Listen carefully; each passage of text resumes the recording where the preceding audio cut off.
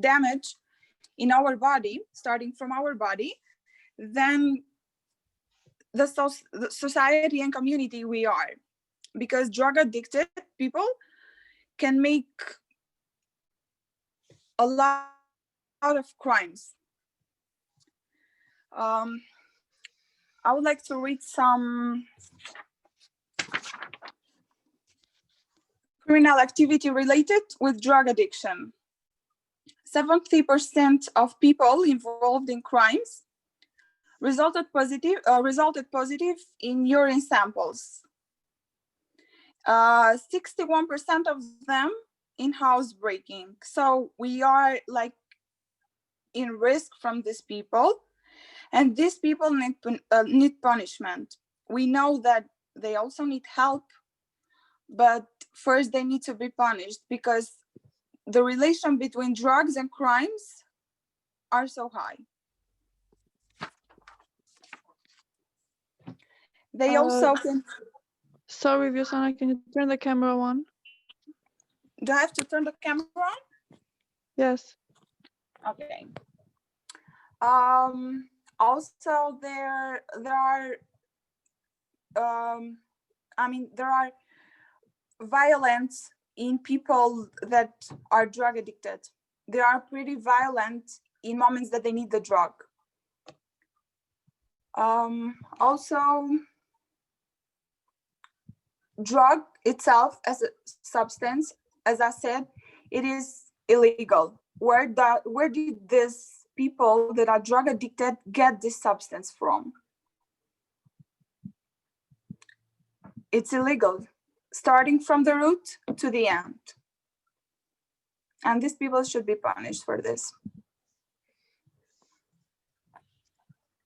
Do I have more time? You have 2 minutes remaining. Okay. This is all I have for now. Okay, thank you so much. Now Mele can continue with the second step, which is statement of facts. Okay, so why drug addicts need help? As we know, drug addiction is a very common condition these days. Some of us even might know how it feels, or some of us might know someone who is related into this delicate topic. Statement of fact. I think that one of the main reasons why people start using these illegal substances or drugs is about the events that they have experienced in the past, or the events that they are experiencing now in their life, which is seen as a problem of trauma. Addiction in psychology is described as mental illness, and mental illnesses are health conditions involving changes in emotion, thinking, and behavior. And I am a firm behavior that people with such as mental illness, they need professional and medical help. But the real questions that I often hear is, why do they need help? And I have heard a lot of people say, why do we need to help these people? They are the one who put themselves in this position, and they need to figure out a way by themselves how to get out of this phase. And I personally disagree with this kind of statement. First of all, for people to start to use drugs, it may take a lot of self-destructive behavior to come to drugs, and most of the people use drugs as a way to escape from the reality, or they use them thinking that they can escape from this bad world, or they use the drugs as to delete their past, their trauma, or generally they take drugs that they think that they can make themselves feel better in some kind of way. But by taking drugs, they live in illusion, and they feel they are living their life in a better way, in which in reality they don't. And as time goes by, they get addicted. Their body starts slowly to need higher dosage of substance, because after using a certain amount of time, the body starts to become immune of the substances. Rehab rehabilitation centers are a decent way to help with drug addiction. They are certified professional doctors that can help with the process of rehabilitation, and it may take a lot of time to overcome such an exhausting and demolishing mental disease, but with the right therapist, it is true that it can be treated successfully. And there are a lot of ways that we can help these people who are addicted to drugs, and that depends on our relationship we have with the person that is examined as an addict, or us to know how to communicate to them. And another way we can help them, and the most important way, is for us immediately to get them to a psychologist appointment. And while they are getting treated, to provide them emotional and moral support all the way until the end of their way, until they come back to their normal selves. If you have any questions. Thank you, Melek. Now, Vyosana and Ilda, one of you can start with the confirmations and the proofs. You have 5 minutes. Can I start first? Yes, sure. Okay. Melek said that they need help, but I strongly believe that these people, if they have support and other kind of help, may take them for guarantee and to do this mistake again. In our society, I have seen a lot of guys who are supported by their family and they still make the same mistake because they abuse with this kind of support. If they have punishment and the family reduce their financial credit card, take them away from their house, they may reflect to understand the meaning of their life and may find force to find the positive energy inside their body without using drugs. They don't need to live an illusion. They should to live a real life and without using drugs. Also, lately I've read on internet a letter of a boy who was in prison because of a burglary, and he make his mom guilty about it because she didn't punish him on first robbery. Drug addiction is the same, I think. Punishment is a way to make things to be fine. Also, society may punish them to stop this drug addiction. If their friends don't allow them to be part of their friendship, it may take them if it may make them to reflect. In this case, they have only two choices: to stop their drug addiction with a different kind of treatment, or to be part of a different kind of society where can be killed. I think punishment can help them to reflect and to see the reality like it is, not like drugs make it looks like. Also, if they don't have money to eat and they don't have their friends support, while they perfectly understand that transporting drugs may endanger their life, they can start to work. On the other hand, for instance, if the society don't accept these people, they may change because of the love that they may have for their friends, girlfriend or boyfriend, for instance, also. Even though that they use drugs and may not be conscious, when the society, the family don't support them, they reflect and start to think.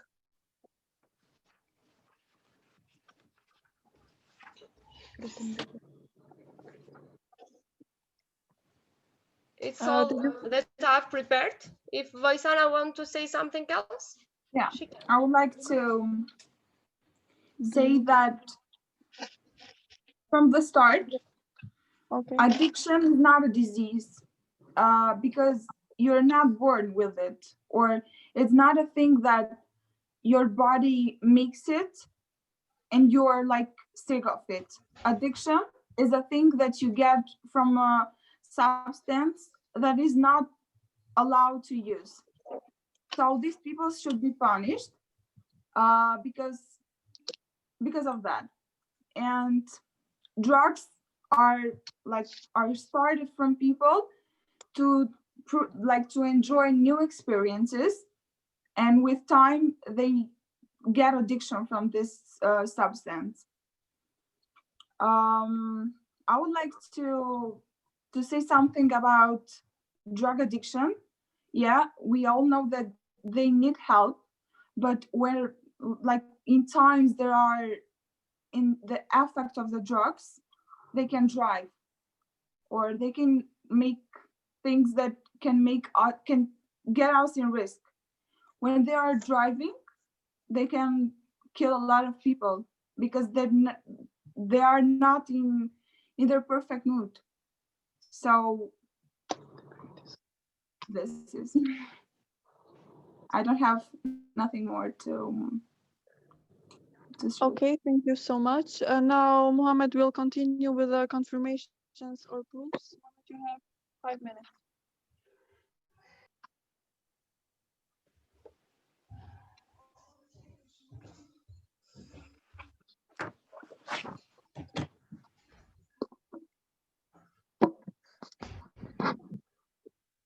So, first of all, I would like just shortly to mention the first part when I made an inclusion, which actually Yosana, yeah, Yosana misunderstood it. I just was explaining the difference between addiction and dependence. I mean, it was about the water. So, water is something like we depend on it. We can't live with something like we'll take it. But it, as I said in the beginning, it has many reasons which a human being can come over there. And I strongly believe actually that we as a society are responsible for that. And the best way to get a response upon those people, I think it's to help them, because even if we go through the punishment, how can we punish hundreds of millions of people? So I will continue with my part. So confirmation or proof. First, an addiction heavily impacts the way a person thinks, feels, and acts. Many individuals with addictive disorders are aware of their problem, which means they need help, but have difficulty stopping on their own. That's why we stand for helping them. Secondly, and it is very important to mention also addiction and the brain, because after repeating drug use, the brain is unable to produce normal amounts of dopamine on its own. This means that a person will struggle to find enjoyment activities like spending time with friends and family, like we are having right now together. That's why they need help. So when they are not under the influence of drugs, they can do that. So they need help and not punishment. After that, I will move to addicts are often mind treatment that would not only improve their lives, but would improve our own lives as well by cutting crime, reducing disease, and improving the productivity of employees and the economy as well. And last part that I would like to mention, it is, in my opinion, most important. The central issue for many people is whether addicts should treat it at all. And I frequently hear people say, do they really deserve to be treated? Don't they just do it to themselves? Why should we cuddle people who cause so much social disruption? And shouldn't they be punished rather than treated? So even many people who recognize addiction as a disease still get hung up on whether or not it is a no fault illness, which means without stopping at the reasons detailedly. Anyhow, some people got to the consuming those substances, which is drug addictions, and we need to help them. I mean, if we don't help them, we are involved over there as well. We can't say, okay, they making their own lives, because let's say, as an example, at the moment that you enter your home, there are your rules, but it's not the same at the moment that you step out of your house. It's society. It's society's rules. So we can guarantee that you will not be a part of that crime, a part of that disease. That's why I strongly believe that we as a society should help them. Thank you.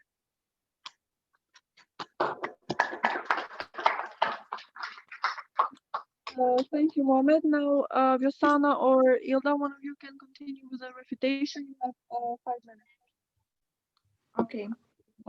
Can I start? Yes, of course. Okay. Um, drug addicted people. I hear Mohammed said that we should help them and give them some help to to pass this phase of their lives. But there are a lot of people, drug addicted ones, that they had friends and they needed them. These friends were with them all the time for helping them to get rid of it. But what happened? These friends started taking drugs, and they are also drug addicted now. So the best thing to do is not helping friendly help, but they need to be punished so they can figure out what they need to do and what they don't need to do. This is about helping. But drug addiction is also linked with crime. There are a lot of violence and a lot of crimes linked with drug addiction. As I said, from a study, 70% of crimes, of people involved in crimes, resulted positive in urine samples in drug addiction, marijuana or heroin or other drug related substances. 71% of them did a housebreaking. So they can also be in our house, in our homes, and we are at risk. In conclusion, I think that justice should treat this problem from the roots, starting from making the substances, the heroin, marijuana, or whatever it is, and stop it from there, start punishing them, and then the drug addict. This is all I have to say. Ilda can continue. I agree with you because it's okay to help them, but what if they take it for guarantee and they say they can support me again, I can make this mistake again, doesn't matter if I make it for once, I can make it again because my family is always here. If they don't make any action like to stop your financial credit card and to say work and you can eat what you want, you can take what you want, not to take your mommy, your daddy's money and to buy drug, even though your daddy say you all the time drug it's not a good substance and it makes you bad. You know all the problems that the drugs makes, but also you say it's better for my joy, it's better for my health, for my body. It's not okay to help these people, and to in the end it can finish like that. I agree to punish them. It's better to punish them at the first and to take a good result in the end. I will also like to add that there are a lot of people that get the help and they get rid of it, and after some months they started they get addicted again. Yeah, because they have made on this error, this mistake, and they say that I'll have this support, my family support, if I do it for twice or more. Also the government, that's To why we punish need to them. become rehabilitation centers. They were there are a lot of them that go to the rehabilitation centers, and there are a lot of cases that turn back in rehabilitation centers because as long as they are in there they quit, but as soon as they get out they start it again. That's all. We are here for punishment. Okay, thank you. Now Melek and Mohammed will continue with the repetition.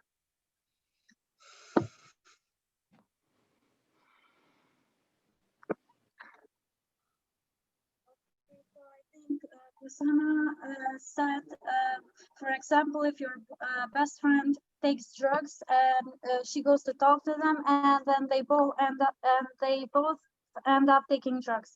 I disagree with this. For example, if you see your best friend taking drugs, you should talk with her. If that doesn't help, you can go to someone else. As I mentioned before, rehabilitation centers, that is the best, or a psychologist, or you can go to someone who is bigger in age, so they can help you. And as I mentioned before, most of the people who are addicted to drugs are people who are, at least one time in their life they had one trauma or something like that. So I disagree with her. We have to help them. They are people with they just want to escape from this bad world. They think that cannot uh, they cannot live in not live in this world, but this world is a liar world. So I think that is the main reason. And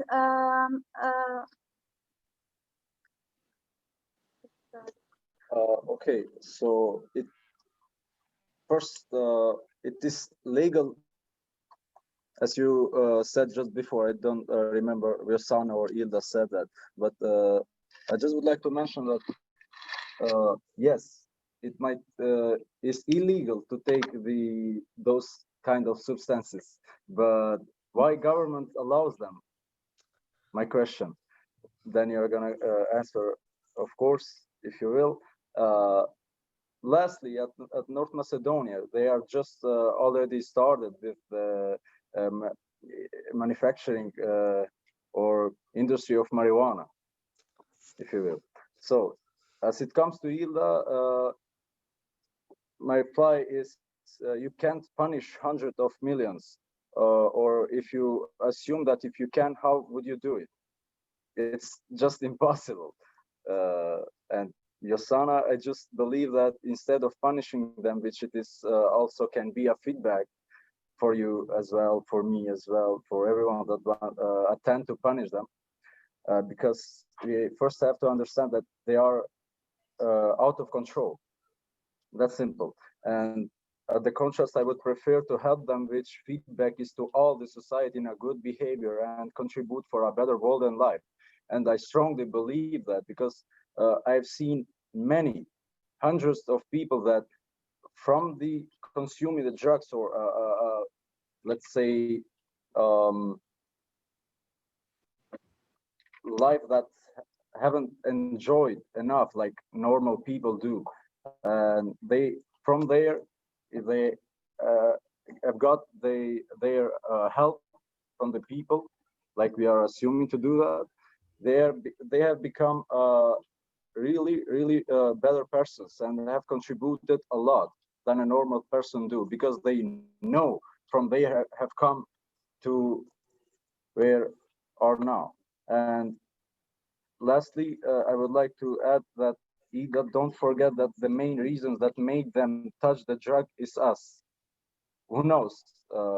When I say us, I generally is my generally talking, because uh, we might uh, choose to hang out with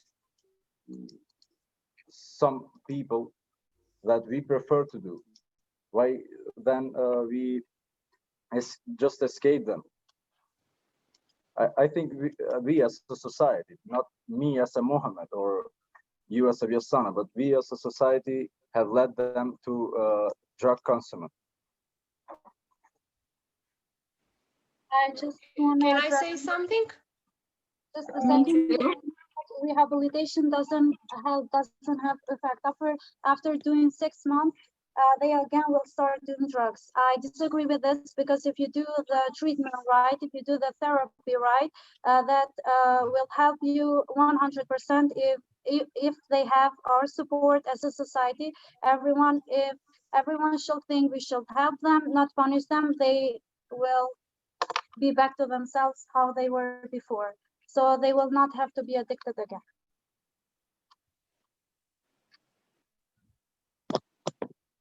Thank you, Mohammed and Malek. Now it's the conclusion time, which is 5 minutes. You can use these 5 minutes to reply to Mohammed and Malek also. Okay. Can I start? Okay.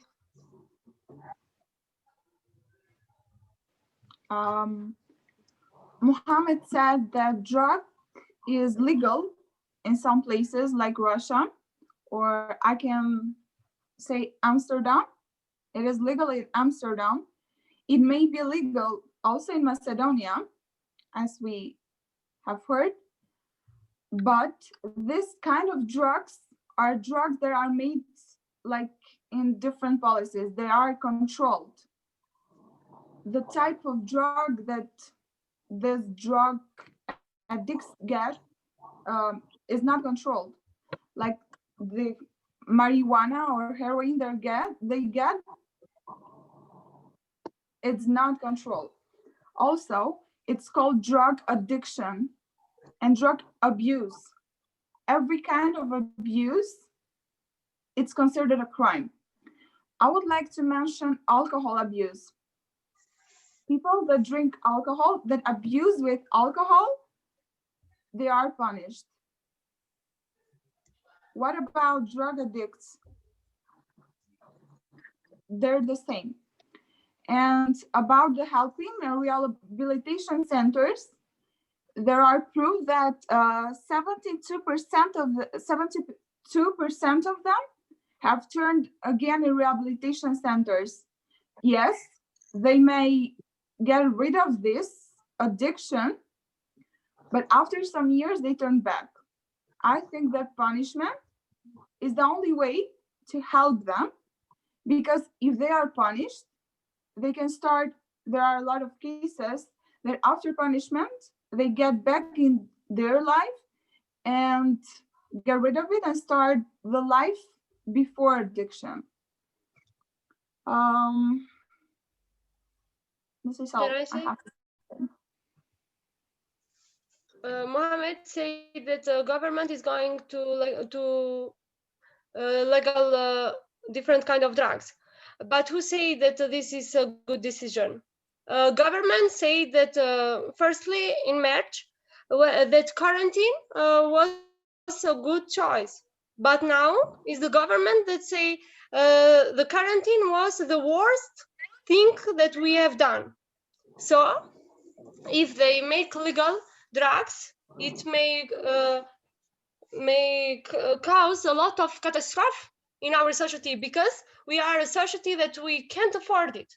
And I don't want to say now that it's a bad decision from the government. Let's see the action. Also, punishment. I want to say that punishment is not for revenge. It's not from for to do these people to make bad, but it's a decision to lessen crime and to reform the criminal. Those people who try drugs and want to say that we are the reason why they use drugs can't say it, because we aren't. The drug is not a choice when you don't have something else to do to find a solution for your problems. You have a lot of choice to do, and you can't find a solution for your problems not to try drugs. So if you try drugs and you make a lot of action that abuse with the others, or you can't do a lot of crime, you need punishment. These people that want to say that we are the reason that they use drugs, and the government is going to do a good choice with legalizing drugs,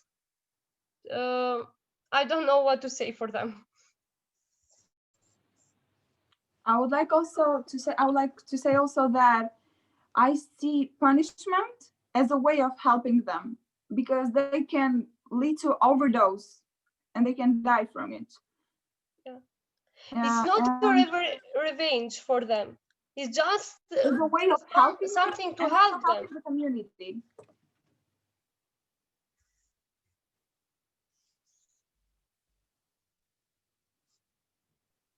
And about the government, I don't think that government should like. Excuse me. Your time is up. 5 minutes have Okay. passed. Okay, thank you. Mohammed and Malek will continue with the conclusions and all the replies that they have for you.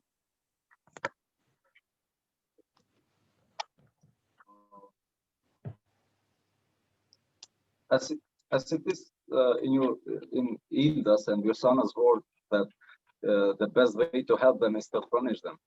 My question and answer both included this like aren't they punishing themselves enough? So I mean they are already in a bad position, in a bad situation. So we again I'm mentioning because it is important, not because of me personally, but as a society. We should look the situation as a society because we are involved in that as well. We should help them. And the best way I'm gonna answer it is in this real story of my friend. Just 6, almost 7 years ago, we were very close, 5 friends, and one of them just asked a friend of mine for a cigarette but he wasn't smoking at all. And I just looked at him and said that no. But just a few seconds ago, I just saw him smoking and just warned him because I said, is it the beginning that you started just smoking?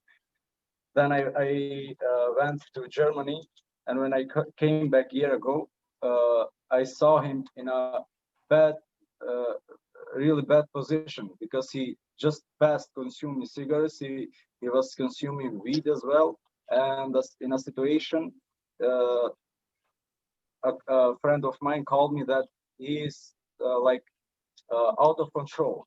He was attacking his family members, like mother, his sisters as well. So what should we do now? Because at the time I was more, how to say, relaxed and not the way they were. And without going too long, because our time is limited, we helped them. We came up together. That's why I'm saying, as a society, we came up together. We helped him, and right now, I'm just saying like argument as well because he is right now at a better work position, and he helps also his neighbors, his family members, more than he did before. So my conclusion about this topic is that we are all people. We all make mistakes. Everyone has their story. Everyone, at least once in their lifetime, they have felt so down. But that's why we need to extend our hand to each other. We need to help each other as much as we can because we only live once. That's why everyone should help each other. That was all of this first debate, an intense one. Thank you to the four of you. Now it's time for the audience to give any comments. Yeah.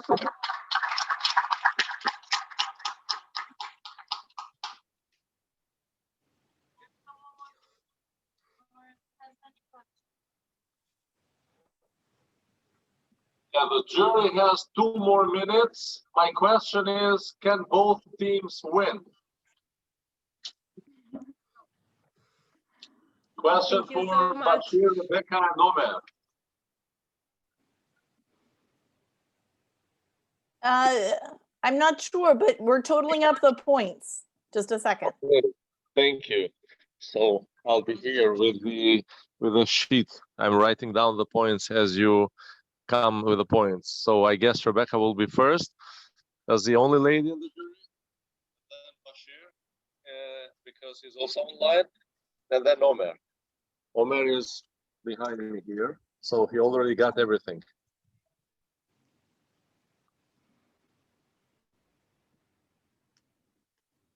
But I really think everyone did a great job. Thank you. Thank you. Okay.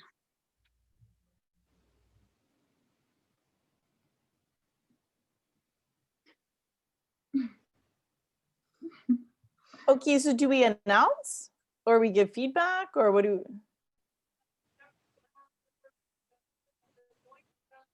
Yeah, first the points, and then if you have comments, you're welcome. Okay, just let me calculate.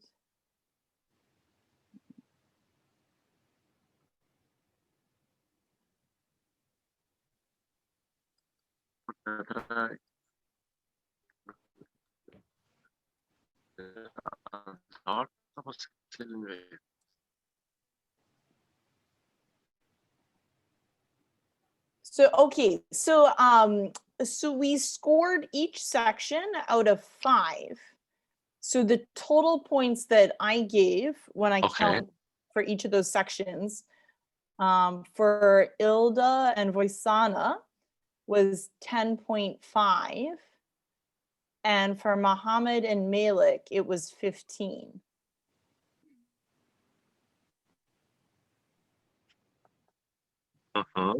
Okay. Should Thank I you, give Rebecca. Let's go to Bashir. Oh, okay. Sorry. Yeah, go ahead with the feedback? feedback. Okay. Okay, so I took notes here, so I'm just gonna go through them here. So Voisana, there was a lot of arguments about this is illegal, so therefore we have to punish it. And I think what would make a stronger argument is if you talk about why it's illegal or are all drugs illegal, instead of just assuming the issue is 100% this, so therefore it's 100% this. And then Malik, you made the point that like a lot of the people who use drugs need help, so therefore we shouldn't punish them. But almost the same comment as what I gave Rosanna. But then does that mean everybody who uses drugs is just using drugs because they need help? I think we want to be careful to make sure that we show differentiations in that issue. Mohammed, I thought it was really good that you used this personal story. It made it like really easy to understand. And then what would have been good is after you tell the personal story, if then you give a statistic. So then we know it's not just you that thinks this, but you had this experience, but this is what more people think. And then for both teams, I think you need to be careful to respond to the point that the other team is giving. So sometimes Voisan and Ilda would say something, and then Malik and Mohammed would just start with their own arguments. But the more you can connect and show that you're responding to what the other side says, the more you convince us that you must be right, if that makes sense. Yeah? Yeah. Okay. Okay, cool. Well done.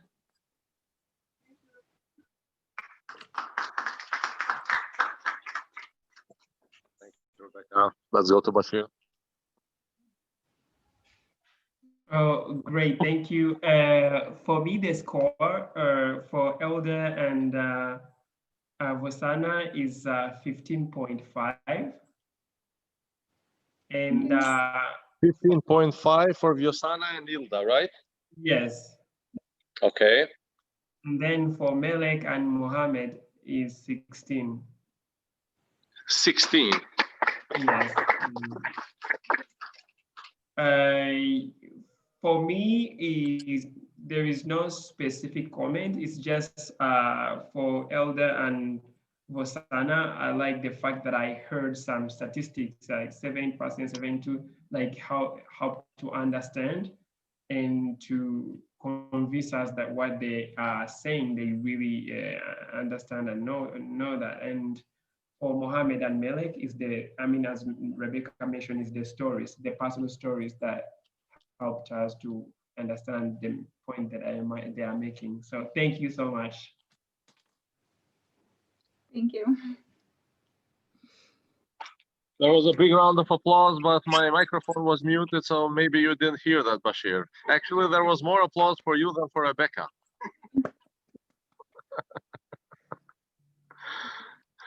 Okay, thank you so much. Thank you. From my total points, Riosana and Ilda, they have 17 points, and Melek and Moab, 21 points.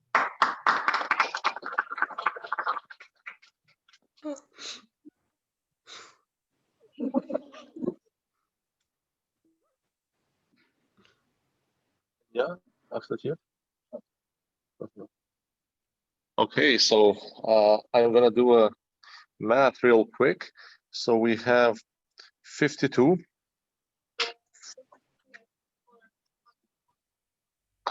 No, 52. 52 for Melek and Mohammed. And for Vyosana and Ilda, we have 26, 36, 43, if I'm not wrong. So 52 to 43 seems like winner for this topic is Melek and Mohammed. Congratulations. Congratulations. Well done, everybody.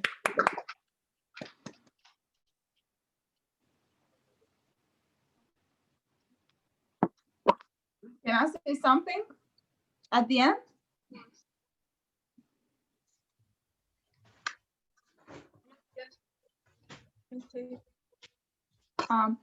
Okay, I would like to say that I am also on the team of Muhammad spiritually because I strongly believe that they need help. I also want to thank you, both your son and Ida as well, because you really did well. You got, I mean, yeah, in a hard topic that you have to protect and improve that, prove that you were right. You did really well. I congratulate you as well. Thank you. Thank you. Thank you. Now I invite Berat and Imer to sit beside me and Christiana and Silja to unmute yourself. The second topic that is going to be discussed is education in youth in our country or abroad. Christiana and Silja are pro this topic. And Berat and Imer are anti.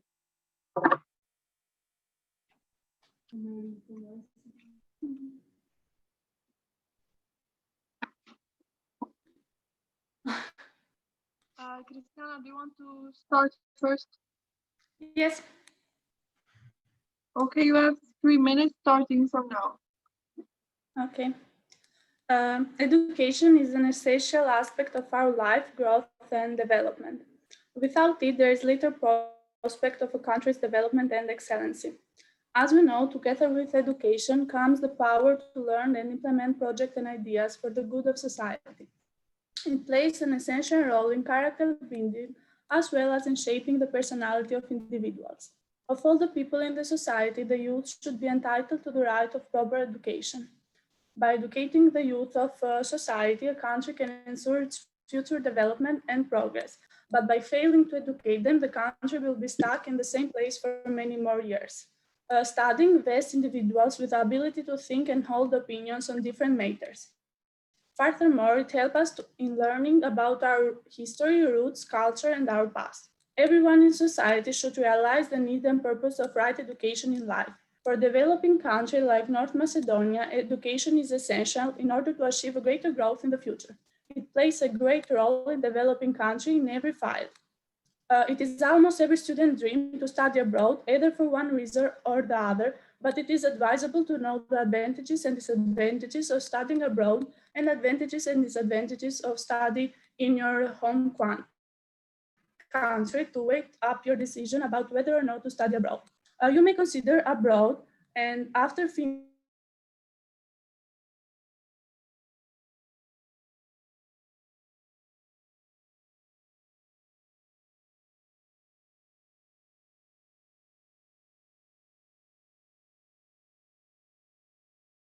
there. Our country, everything would be better in every aspect of life. If the brain of a country stays in its country, then the development and growth is only a matter of time to happen. As will be explained in our arguments later on, studying in another country and speaking a foreign language is not a good decision for everyone. Some get homesick, and communicating with friends and family at home can be difficult due to time differences or poor location technical infrastructure. As a consequence, social ties may be suffer from these consequences. This is our introduction.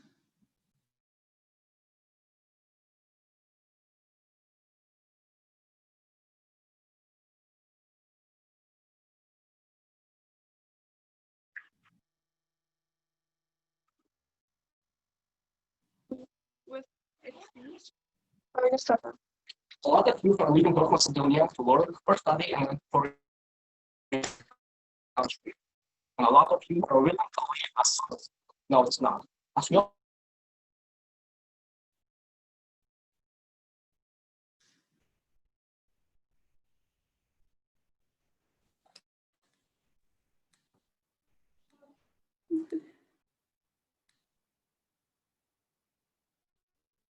Can you hear us? Yes. Can try one more time?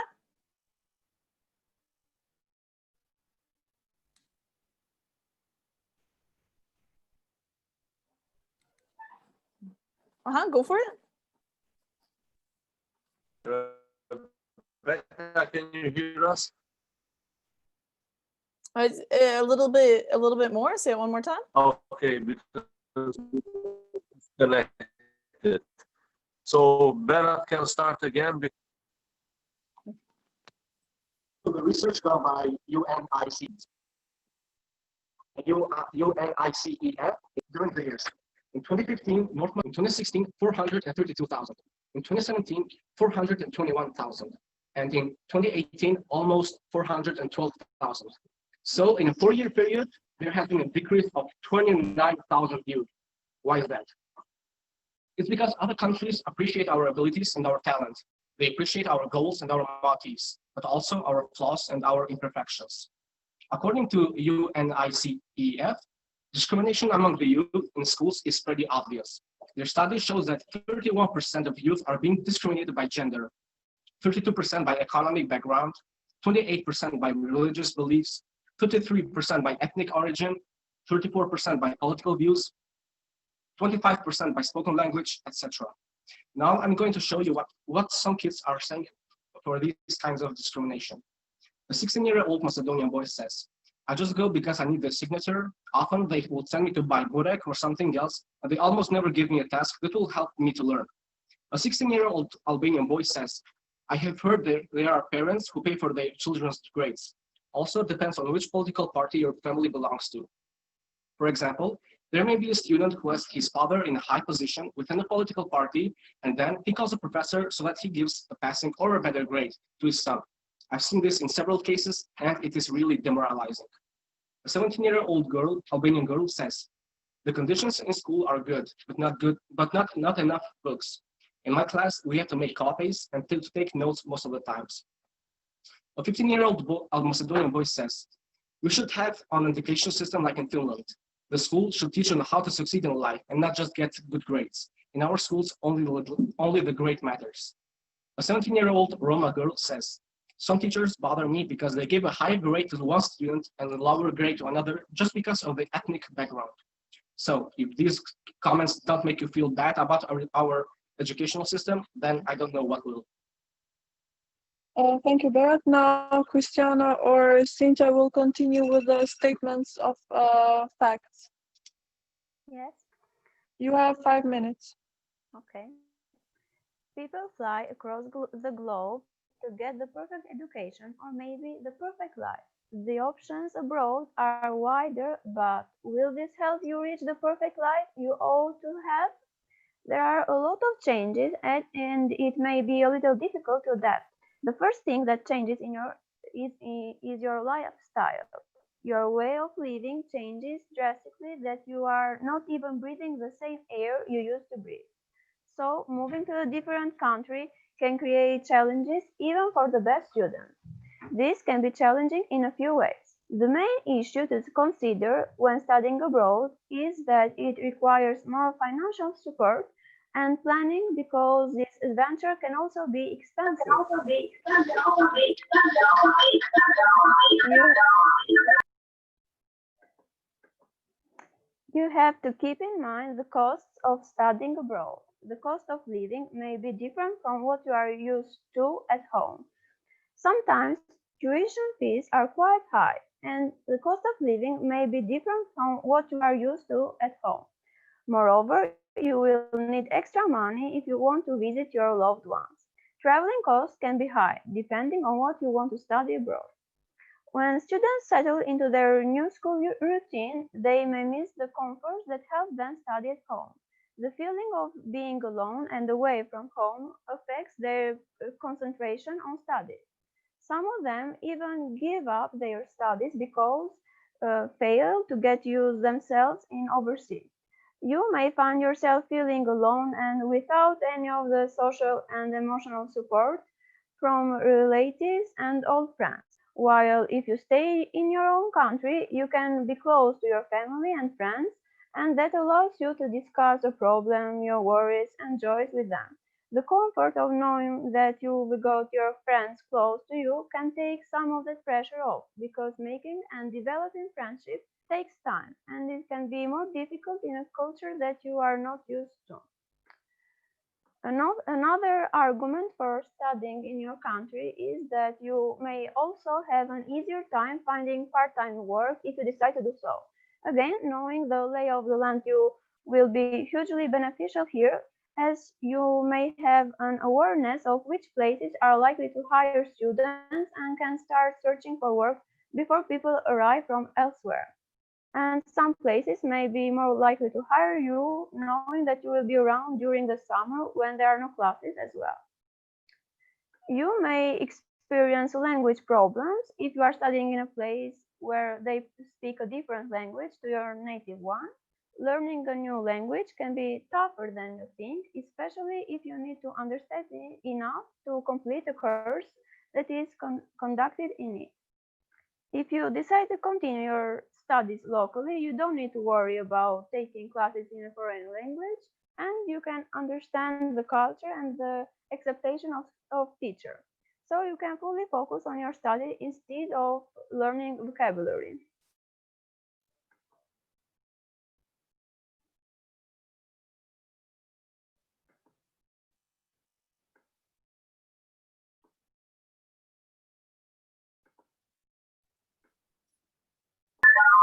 Now Berat will continue with or Imer will continue with the second step, which is statement of facts. Your time is 5 minutes starting from now. The youth in North Macedonia are struggling to be educated. I think that we all know that the kids in Blata have to walk to their school in a different country. They literally have to cross the border between Macedonia and Kosovo.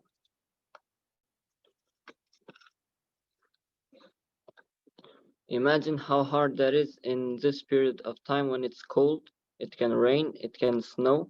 They will be covered in dirt. They will be tired. So how are we supposed to trust our country when they don't try their best for the future of our country, the place where they also live in?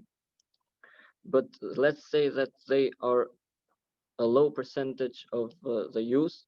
even though the country must give the same opportunities to every single person, but still, let's not talk about that one case.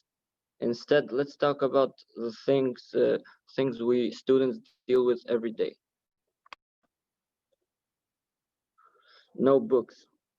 As that young girl said, we don't have enough books. We are forced to spend a ton of money on books that the school is supposed to give. From 30 students in a class, maybe only 10 of them will get all the books needed. Toilets. Imagine how a toilet in a foreign school looks like, and then think about the ones we have. It's disgusting. Boards. We still have blackboards instead of the white ones where you can write with a marker. It seems like North Macedonia is used to chalks. Old equipments, chairs and desks. The chairs we sit on are literally in the verge of breaking. The desks are old, damaged. You can even hurt yourself with desks like that. And also in some specific occupations like pharmacy, medicine, architecture, etc. The equipments used for practice are very old and they shouldn't even be used at the time we live in. Occupations. Yes, in North Macedonia, you can study to be a lawyer, a teacher, a doctor, but when it comes to some occupations that somebody can only dream of becoming, that stays a dream. What if somebody wants to learn, wants to study quantum physics or astrology or robotics, artificial intelligence? All we learn about is how much apples does John have if he had 10 and gave 5 to Rick. Lockers. Students are forced to carry around books that weigh a lot. Their backs are tortured. Imagine how having to sit at a chair for like 8 hours a day and you also have to carry around a school bag. Canteen. I don't think there is a school in North Macedonia where a canteen exists. Lack of students clubs. Students don't have any other opportunities to socialize, spend free time doing something valuable while having fun, finding out their hidden talents, exploring their taste and their limits. A book club is necessary for each school, a sports club, a recreational club, a debate club, a movie club, an ecology club, a science club, and the list goes on. Lack of sports equipment. Even if students want to play, let's let's say table tennis, the school doesn't have any rackets or balls. If we want to play volleyball, the net doesn't exist or it's very loose. It makes the game impossible to be fun. Libraries. Not a lot of schools have libraries in North Macedonia, the one thing that every single student needs. Televisions, computers, projectors. We students also need visualized lectures. It's easier to focus on, and we don't need to take notes if we have access to those presentations. Internet connection. Almost all the schools lack internet connection. The students need it for different study purposes. Thank you, Imer. Now it's Cristiano Sorsinja's turn to continue. You have 5 minutes.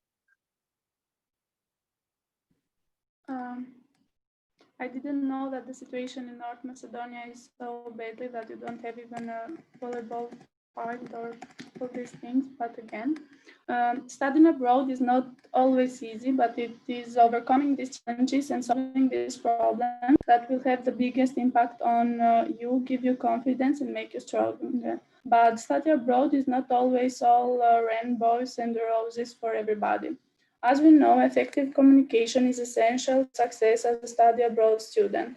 If you will be facing a language barrier, it is important that you know the level of fluency that will be expected of you. Studying in another country does not mean you will learn English or other languages magically, there are difficulties due to the local dialect. When you first get to a new country, you feel like a bit of disappointment. Maybe you had this dream about a glamorous life in another city, and when you get there, you discover that your dream destination is not living up to your expectation. And you should prepare yourself for a culture shock when you study abroad. You will have to face different cultures, other behaviors, and some can make you feel uncomfortable if you are not used to them. In the United States, for example, people are very outgoing and strike up a conversation with strangers on buses. But in Europe, talking to a stranger, you will probably get an angry look or might even scare people away. Studying abroad can also be expensive. The cost of studying abroad will depend on your major, the university, and the country or city you choose. Many countries do not allow foreign students to work, so you need to have enough money before you study abroad semester or have someone from home supporting you. Of course, uh, studying abroad is always a highlight in any curriculum vitae, but living home for a long period of time is not everybody's cup of tea. Furthermore, studying in your home country can have many advantages too. You don't necessarily need to go abroad to improve your language skills and interact with international. Due to the Bologna process, Europe has evolved into a platform for international studies. In recent years, many more English-taught study programs have been established, and here in Macedonia, there are some private schools that then offer English-taught programs. Nowadays, you will find a great range of English-taught postgraduate courses in every country. In these international courses, you will generally study along students from all over the world, students who have come to your home country to earn their degree. As a result, you are likely to enjoy a multicultural atmosphere and broaden your intercultural horizon, although you are at home and not abroad. Additional study abroad experience is not required in many professions. In some sectors, such as education, law, or medicine, having studied abroad can actually be a disadvantage. With a foreign degree, you probably have to take additional exams before you may work as a professional in your home country. Since professional education is often based on national law, regulation, and requirements, the coursework you do abroad is unlikely to meet the requirements of your home country. Therefore, if you are aiming for a domestic career in laws, medicine, or education, you should earn your degree from university in your home country. But most importantly, brain drain refers to the situation where a country loses its best workers. For example, skilled workers in developing countries may be affected by better rates of pay and working condition in developed countries such as the United States and Europe. The brain drains means that developing countries can struggle to develop because their best skilled labor leaves the economy. Thus, it becomes hard to break the cycle of losing the best workers. Because of the brain drain, the developing countries lose in many ways. On a scale of 1 to 7, 1 is all talented people living in the country and 7 all talented people staying in the country. North Macedonia has a rate of 2.30%. It is one of the 4 countries of Western Balkans with huge impact on this problem. And we should think for the future generation and the future of our country. So these smart people stay in their country and develop this country in order to be better in many ways.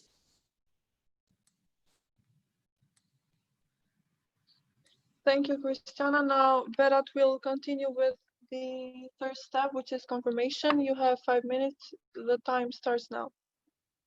Now, let's go back to some of those arguments that I personally experience. No books. I personally can confirm this issue since it has happened several times in my class in high school. I got all the books along with 2 other students, and 5 of them only got half of the books. 20 students and or maybe more didn't have even one single book. So how are you supposed to study like that? It feels like the country doesn't even care about the educational system. 2, equipments. As a medical student, I didn't have enough equipments to study in high school. I mean, I was studying medicine and we didn't even have a skeleton. Uh, I didn't even know how the bones looked like. The teachers were talking about this bone and that bone, but I didn't even know what she was talking about. It's so frustrating. 3, lockers. Some days that I had to bring sport clothes and sneakers with me for the sports class, while I also had the books in my school bag, my back really hurt it. It's so bad that we students will have back problems at a very young age just because schools don't have lockers. Lack of students clubs. I personally wanted to create some students clubs in the high school I went to, which is Pancha Karajozo, the most popular high school in Skopje. Me and my friends wanted to create a movie club, a book club, a science club, a maths club, a sports club, etc. But we really needed the help from school. We ended up disappointed. They didn't even care about us. I was leading the movie club, and we requested to be able to watch a movie in the big hall of the school only once a month, so that it will feel like they are, so that it will feel like we are in cinema, and we can have fun, relax, have a good time. They didn't want to allow us to do that. I don't want to turn this into an ethnic discrimination issue, but the Macedonians in there have the right to use that help for anything. They can get the keys whenever they want. They practice for different projects in there, but we had to beg for those keys. Even though we were some of the best students, they didn't trust us. And after a while, the clubs failed. Okay, enough with these personal things. Let's talk about what the youth in general thinks. According to research done by Friedrich Ebert Stiftung, more than 60% consider that in Macedonia, in any educational institution, up to a certain extent, you can buy grades. Specifically, 24% think that it happens almost all the time, and 45% sometimes. 65% think that it is very hard to find a job in here. 83% think that we need reforms in the educational system. 50% want to study abroad, while only 18.4 want to study in North Macedonia. And also, let's see what some youth said. Maya, a 24-year-old girl from Ohrid, says, as far as the practical training is concerned, a very small number of educational units or faculties offer real opportunities for practical training. Often, most practical training are just provided for formal reasons. Zulem, 28-year-old from Strumica. The educational system in Macedonia is very poor in practice implementation. Students come out of schools with only superficial theoretical knowledge, without any practical whatsoever. It's hard for them to get by in the manufacturing process. Violeta, a 29-year-old girl from Kumanovo. When it comes to the phenomenon of buying, selling, and writing undeserved grades, only because of having strong connections, I think that there are cases to a greater extent. Therefore, due to this reason, I claim with confidence that the education system in Macedonia needs major reforms. And until these necessary reforms aren't implemented, the quality of education abroad will always be better than ours. An 18-year-old boy from Macedonian boy. I don't plan to continue with my education at university. I will go to New Zealand. My sister is there. I don't see any reason why I will stay here and enroll at the faculty. In New Zealand, the living standard is much better there. And a 16-year-old Macedonian girl says, after I finish high school, I will go abroad. My aunt has moved to Germany and I will definitely go there after high school. There, my profession as medical nurse is much more appreciated. Thank you. Thank you, Berat. Now, Christiana and Cynthia can continue with the fourth step, which is refutation. Feel free to spend all the 5 minutes replying to Berat and Imer and refute to them. But we did this part. I just did it some minutes ago. We have only the conclusion.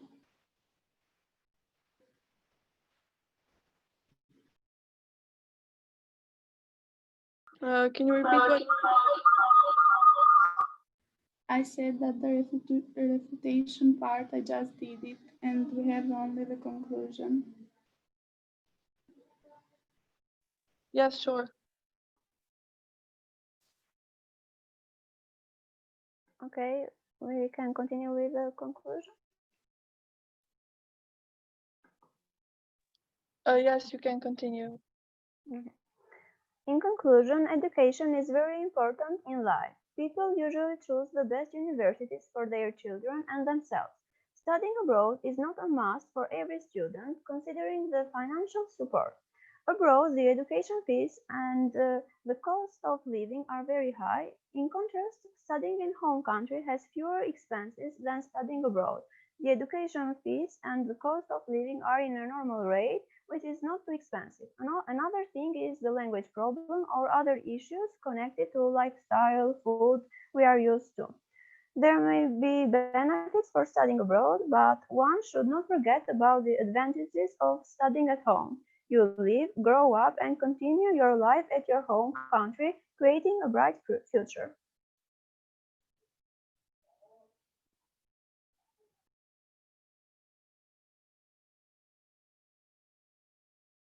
Uh, are you finished? Yes. Okay, thank you. Now Berat has 10 minutes in total to continue with the refutation and the conclusion. Feel free to start. So I'm gonna focus on the things that you girls said. So you mentioned that traveling is expensive.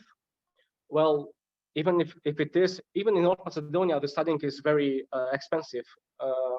We the most of the people are paid like 300 euros a month, and the studying can sometimes cost 400 euros for 6 months.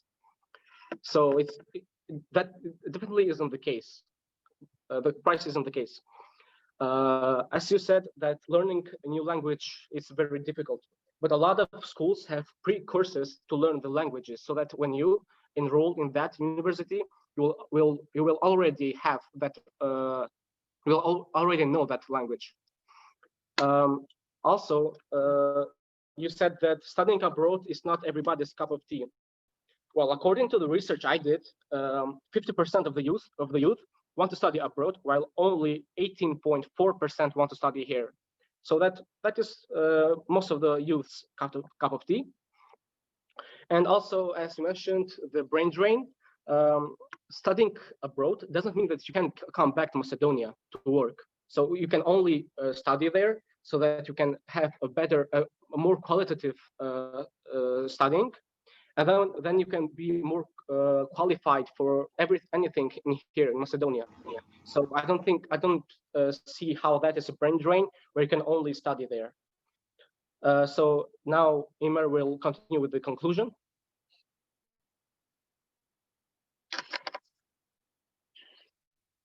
As we already proved, education in North Macedonia is extremely weak and depressing. The youth are demoralized and they can't wait to leave this rotted country that can't fulfill the needs we students have. We're not asking for the impossible.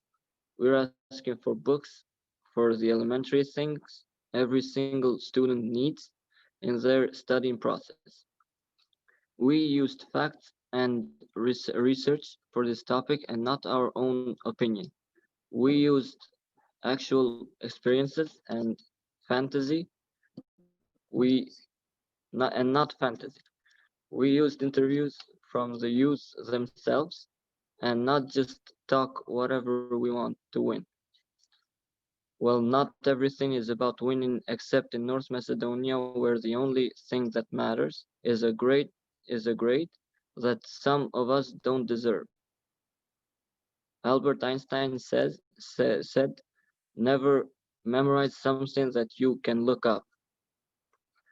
But in here, all we care about is to learn in what year a war took place.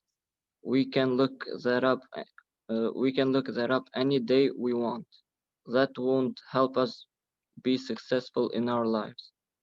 We need to learn about critical thinking, multitasking, leadership, teamwork, etc. And we don't even and we didn't even talk about how our country didn't know what to do with the COVID situation when a lot of youth didn't have devices or internet connections. Even if they did, there were issues. Slow internet, EVN, which is our source of electricity, sometimes made it unable to use electricity. What can we do? What are we supposed to do in a country that isn't ready to fulfill our needs as students. We need education, real education. But in North Macedonia, we don't have that. And we have to find other options. We also didn't even mention the fact that studying abroad will make it possible for us to gain knowledge about other nationalities, other cultures, other cities. We will socialize. We will get to know the world. But these are secondary things. What good does it do if we talk about these secondary needs when we don't even have the elementary ones? Thank you.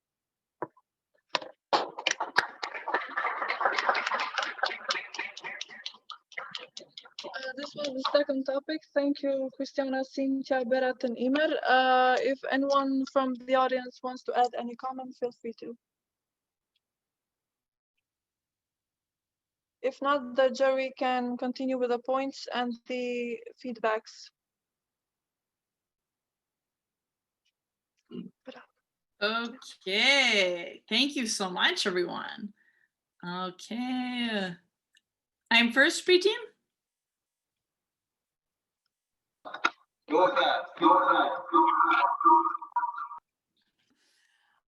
Okay, for the first team, Christiana and Cinta, my total score is 9.5. And for Barat and Emer, my total score is 16.5. And I have this feedback. Let me go to my notes. Barat, I thought the use of statistics throughout was really good. I think what would make it more compelling is if you don't read. You obviously understand all the information and you know how to explain it. So maybe you could just glance at the statistic and then just talk. I think you could push for that level. Also be a little bit careful that sometimes, Barat, it sounded like your comments were the same as what Emer said. So if you're repeating him, then you should make that clear that it's not new information.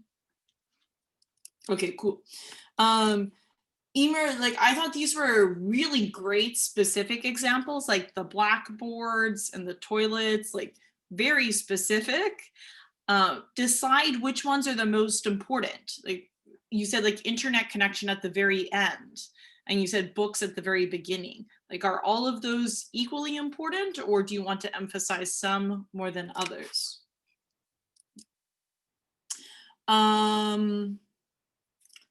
Okay.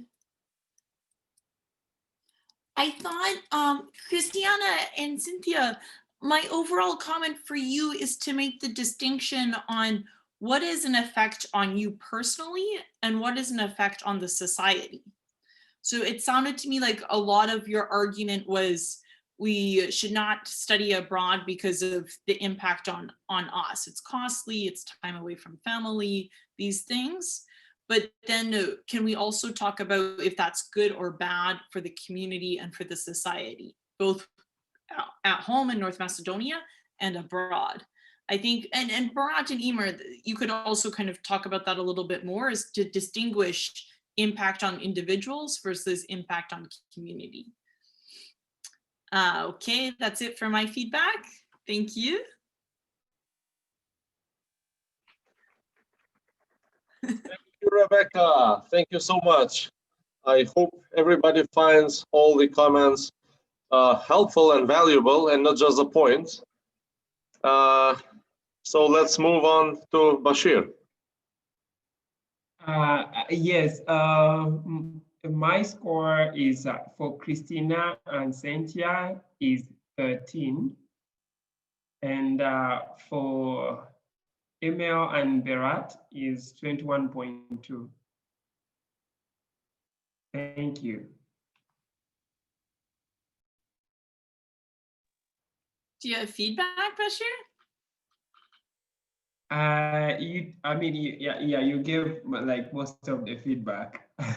I will pass.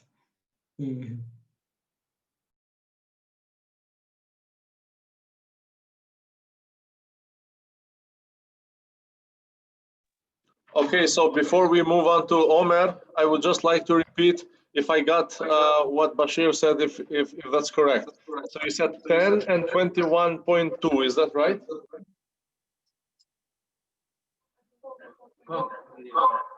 Okay, thank you so much.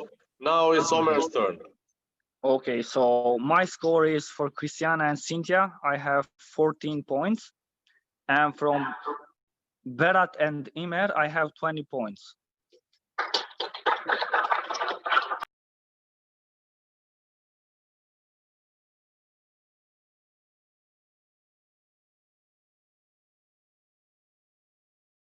Okay, so if we do the math, we get 20, 33 and a half for Cynthia and Christiana.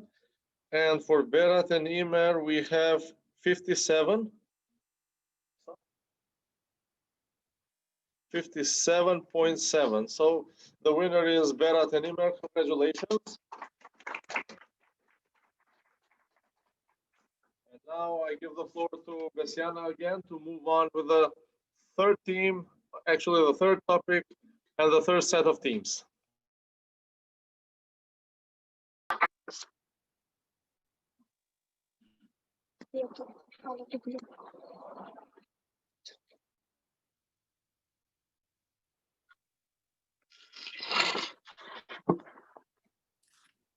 One topic that is going to be debated tonight is social media and its freedom of expression. The team which is pro is based on Besna. I invite them to sit beside me. And the team which is anti is Emir and Lek. I invite them to sit right here. I also hope that everyone who is online stays online and they don't leave. I'm waiting for the debate between Jason and Barat, my TA. Oh, wait a minute. You're muted. So can you repeat that again, Rebecca? I said I'm waiting for the debate between Jason and Barat, my TAs. Yes, they better win, I think.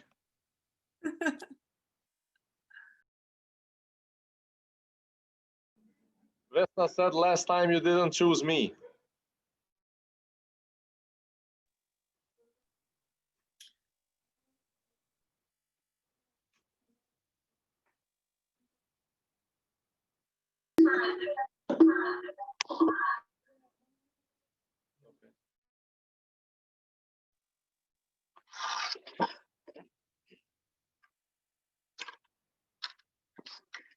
I want to start first with the introduction.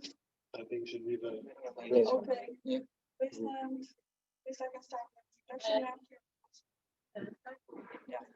Hello everyone, I'm Vesna and this is Vesna. We are going to talk about the pros of the social media and freedom of expression.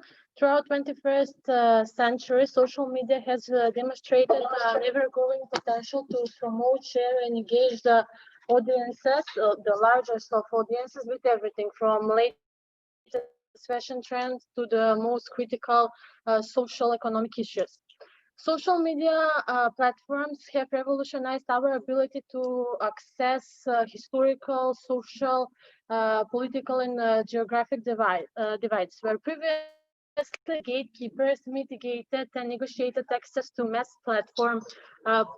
media platforms. Nowadays, totally anyone potentially can post anything, and it can reach millions of individuals in an instant, and you can do anything about it. This is what is meant in freedom of expression or freedom of speech, one of the basic human rights implied in the human rights documents. Article 19 of the Universal Declaration of Human Rights provides, I will read this. Everyone has the right to freedom of opinion and expression. This right includes freedom to hold opinions without interference and to seek, receive, and impart information and ideas through any media and regardless of frontiers. There is no doubt that freedom of expression plays an important role in the process of democratization. Media platforms are like an open book to everyone, and everyone can read and learn about different traditions, cultures, attitudes of people and characters. Free speech has a cooperate relationship with the civil liberties. In order, actually, the right to speak freely is a necessary part of every individual for its self-improvement and self-satisfaction. Restrictions on what we read or what we say or what we hear will bring down our personality and its growth. Thank you, Vesna. And can continue with the introduction. I have a quick question. We can have the introduction both, right? Okay, Yeah, yeah, so yeah, of course. Emre, start. Okay. Hello, everyone. Greetings also to the jury following us online and to the jury physically present here in YCCC. Regarding the social media and the freedom of speech, I would like to begin with a question, even though maybe that's not how the rules are set. I would like to ask a question to Besa and Vesna on do you know what freedom of speech is? Okay. Well, I expect the answer to be right. If not, I will answer. Regarding the social media platforms, I agree that social media platforms have revolutionized our ability to connect and across historic, social, and political, geographic divides, where previously gatekeepers mitigated and negotiated access to mass media platforms. Today, potentially, as you said, anyone or any content can reach millions of people at instant. But is the content right, or is the content with probably high quality and as I said before, can it make an impact? As part of the introduction, as Leka said, I'm gonna let him continue with the introduction part. I don't think I have much time here, but I will try and express myself as further as fast as possible. If Facebook were around in the 1930s, it would have allowed Hitler to post 30-second ads on a solution to the Jewish problem. So here's a good standard and practice that I would like Facebook to do is start fact-checking political ads before you run them, and stop micro-targeted lies immediately. And when ads are false, give them back the money and don't publish them, of course. I have a saying that I read on the internet. I don't know who the author of it is. Freedom of speech is not freedom of reach. So that puts on the fact that the words itself are how do you say it, stamped really correctly. To quote Edward R. Murrow, one of the most famous American public radio shows that he hosted, the quote that he made is, "One cannot accept that there are on every story two equal logical sides to an argument. We have millions of pieces of evidence for the Holocaust. It is an historical fact." The reason that I'm facting the Holocaust, because there are a lot of groups on Facebook, on Twitter, and everything that say till this day that the Holocaust has not happened, and denying it is not some random opinion. To those who deny the Holocaust, aim to encourage another one.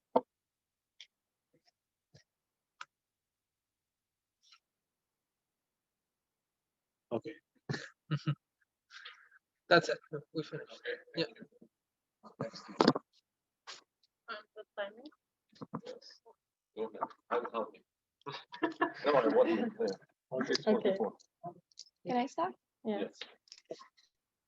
You asked what freedom of expression is, and freedom of expression refers to the ability of an individual or a group of individuals to express their thoughts, their ideas, their beliefs without any censorship. The reason we must have this freedom is because it maintains the diversity of opinions, which is the main requirement for democratic society. Also, the democratic governments requires a free open circle of trade in which everyone must participate in sharing their diverse opinion to enhance the decision-making process, including the process of constituting laws. Freedom of expression also provides the opportunity to express one's belief and show political attitudes, and it results in beneficial aspects for the state and the society. We should also state the fact that democratic participation is also one of the most important features of today's world, and freedom of expression is there to protect the rights of all citizens to understand political issues so they feel democracy. Well, it's a fact that freedom of expression is the main instrument for communicating our thoughts. These actions are related to self-satisfaction, since the fact that we express ourselves in any kind of way, relieves us and brings us higher self-confidence, higher self-love, improvement, etc. Well, of course, if the interaction with this expression are mostly positive. With the fact that freedom of expression allows us to share our thoughts, ideas, it can also create empathy towards others and emotional or nonverbal support. This fact has made people open up much more about any problem they have. They do this by asking for help or support, or they also share different stories to raise awareness. Therefore, this action has caused a stronger and growing possibility for people to raise their voice and make change. That's all. Thank you, Besa. Now, Emir can continue with the statement of fact. You have 5 minutes. You can start. At the moment, in the United States, there is one called the Silicon Six.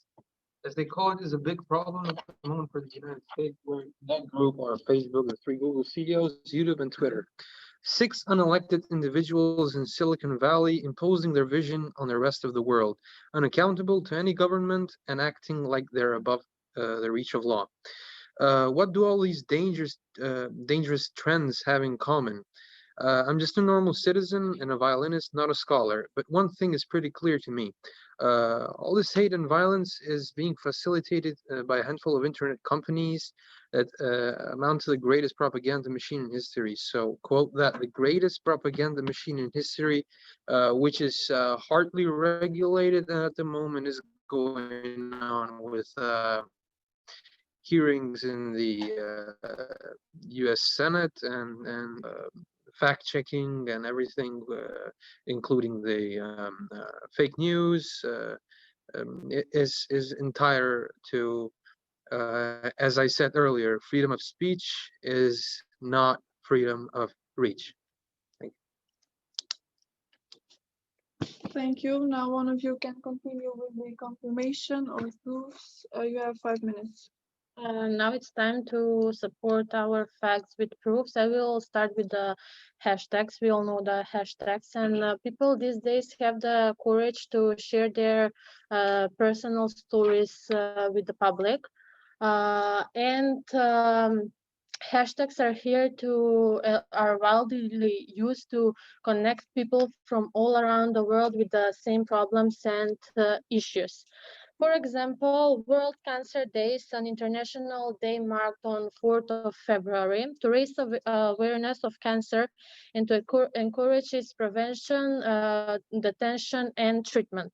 It's usual on this day people to share picture of pink or orange ribbon. The pink ribbon is a global symbol of breast cancer awareness, while the orange symbol is used for child cancer awareness. These pictures are shared with many hashtags like cancer survivor, cancer awareness, cancer fighter, cancer support, in order to connect people from all around the world and to show them that they're not alone in the battle. In addition, each year, Down Syndrome International creates a new official hashtag, lots of socks design, and the socks are sold to raise awareness and to raise vital funds so that they may continue their work supporting people with Down syndrome around the world. Beside the hashtag lot of socks, people are sharing pictures of themselves wearing different socks with the hashtag World Down Syndrome Day or WDSD and the number of the year. This helps people with Down syndrome to see how many people are supporting them and that they're loved and accepted by the society.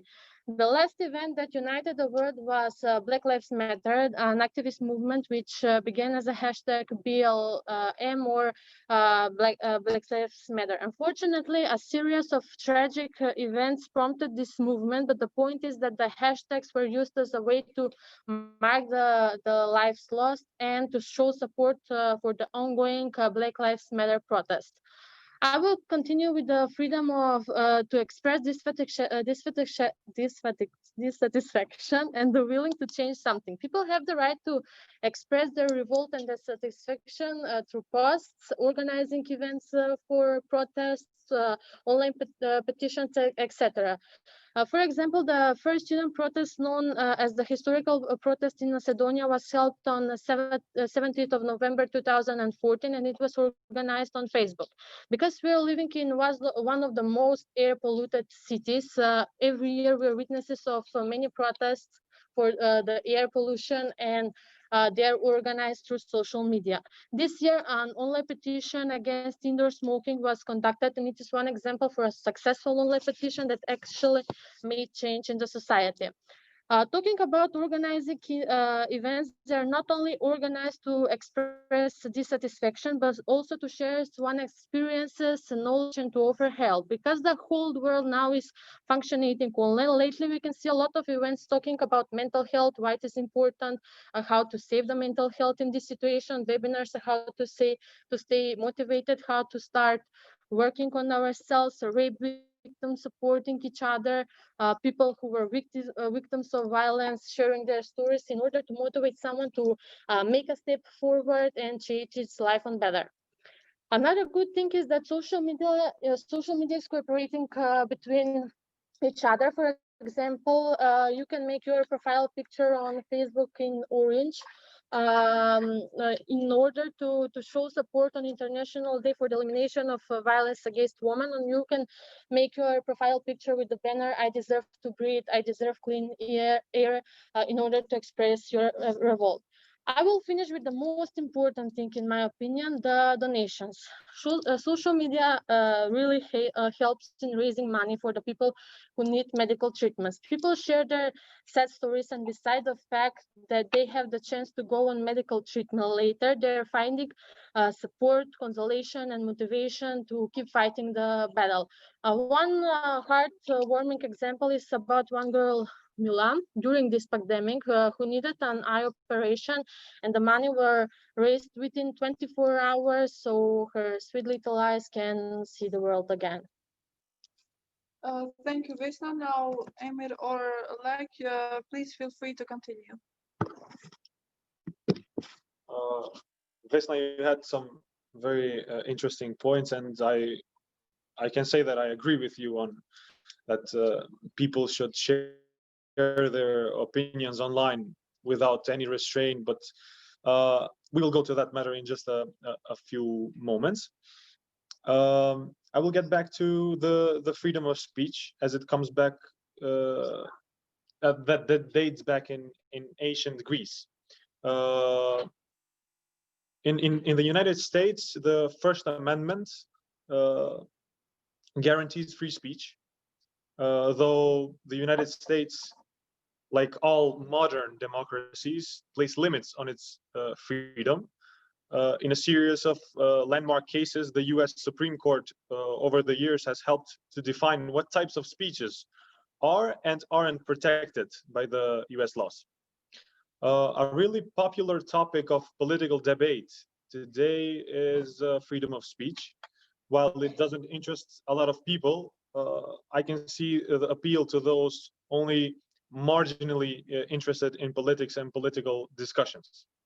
It's one of a handful of government-related buzzwords, I would say, that most everybody is aware of, and for fairly good reason. The concept's simple. You should be able to speak your mind without fear of government retribution.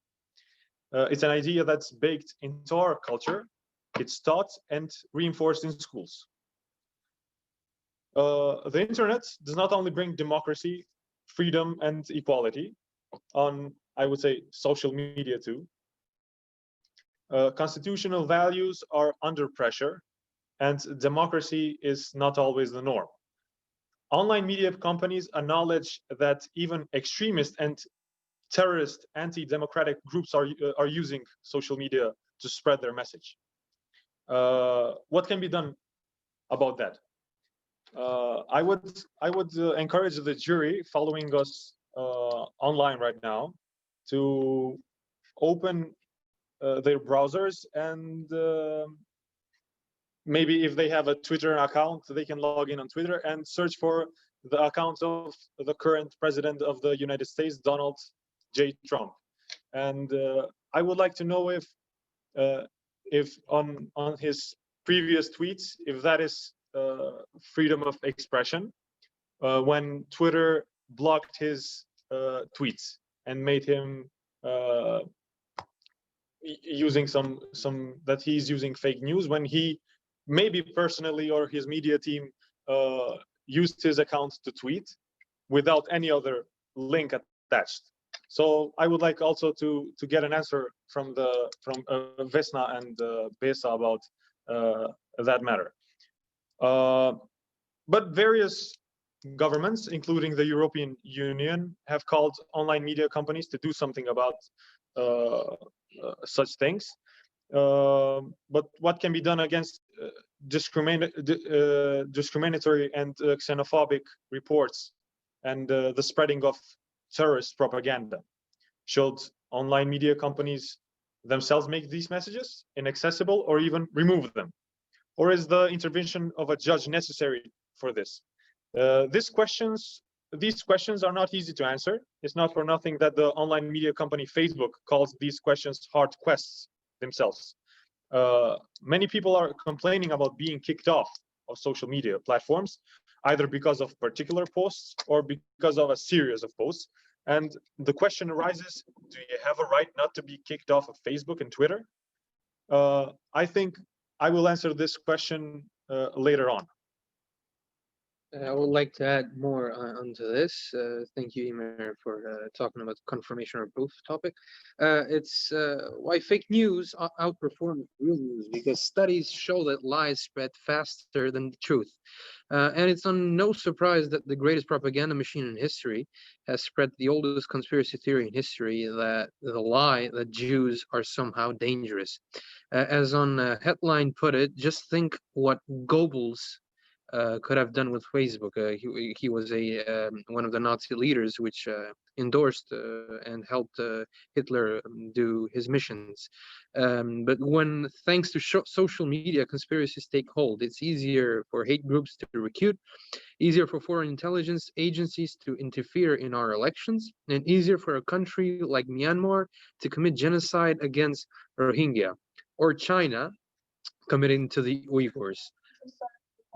I think 10 seconds would add to it. Thanks. And a famous noble old French writer, Voltaire, was right. Those who can make you believe absurdities can make you commit atrocities. Thank you. Thank you. Now, based on the presentation, you have 5 minutes. I will start about the Hitler and your Hitler's ads. If he was posting ads, on the other hand, there would be people who would post pictures about what was he doing, and there would be proof. So now we won't have people who are denying the Holocaust. I would continue with the terrorism. Like, yes, terrorists use social media as platforms, but after that we have hashtags pray for that, and donations and money are raised. For example, the last terrorist attack in Austria, like there was an terrorist attack, and if it wasn't the social media to spread that word, many people would be victims, because social media was the way to inform, to stay at home and be safe. About the fake news, it's not only Trump, like maybe because he's popular, but in Macedonia we have a global problem where official portals are posting fake news every day. And Besser can continue. Well, I'm going to start. Since the topic is social media and freedom of expression, I'm going to talk about the 21st century, since social media, I can say, is the most popular thing used by everyone, from children to old people. You mentioned Holocaust and genocides. So it's a fact that Holocaust happened in World War II. There were genocides in Bosnia and Kosovo caused by Serbians. There are facts, evidences, different stories, photos, videos, but some people still say that none of this happened. Of course, we may know that this is a lack of knowledge, but the idea or the fact that these people have the right to post or interact with these thoughts is called freedom of expression, because they wouldn't be allowed to even think this thing. And also, you talk about fake news and freedom of expression applies to ideas of all kinds, including those that may be deeply offensive, like cyberbullying, body shaming, racism, etc. Well, I'm going to talk about cyberbullying because it really does exist in social media, but we should also mention the fact that there are a lot of people who stand about against offensive, racist, body shaming comments or posts due to the reason of proclamation of truth or to support the victim of this bullying.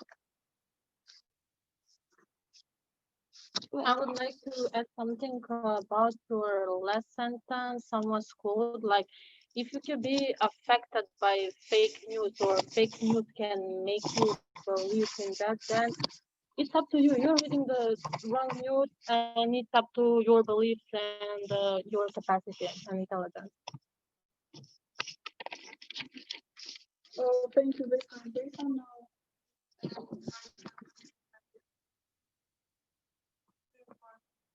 Are we on the conclusion phase right now? No. Okay. As I said before about the question I had, do you have the right not to be kicked off of Facebook and Twitter? I said I will answer it by myself. Do you have the right not to be kicked off of social media platform? The answer is no. You have no such right. Many people are shocked to learn that the First Amendment free speech guarantee, along with all constitutional rights, only protects us against the government. So if the government interferes with your freedom of speech, you can bring a First Amendment lawsuit to challenge that. And that's true whether we're talking about a federal government official or a state or local government official. But guess what? As Leka before me said, Facebook, Twitter, and other social media platforms are not the government. They are private sector entities, and therefore they have no First Amendment obligation to protect your freedom of speech. To the contrary, they have their own First Amendment rights, their media right. So just as the, I would say, New York Times or CNN or any other traditional media platform has no obligation to host our particular message, the same is true for social media. Because all of these companies come in to social media, to the social media group. and they have become the dominant platform for the exchange of informations and ideas. Thank you, Emir. I would like to acknowledge the facts that you added up from the beginning of the pandemic, as you said, on the donations for the young woman. And I completely agree with your facts, and where it stands that social media can furtherly charge in and help people in need, where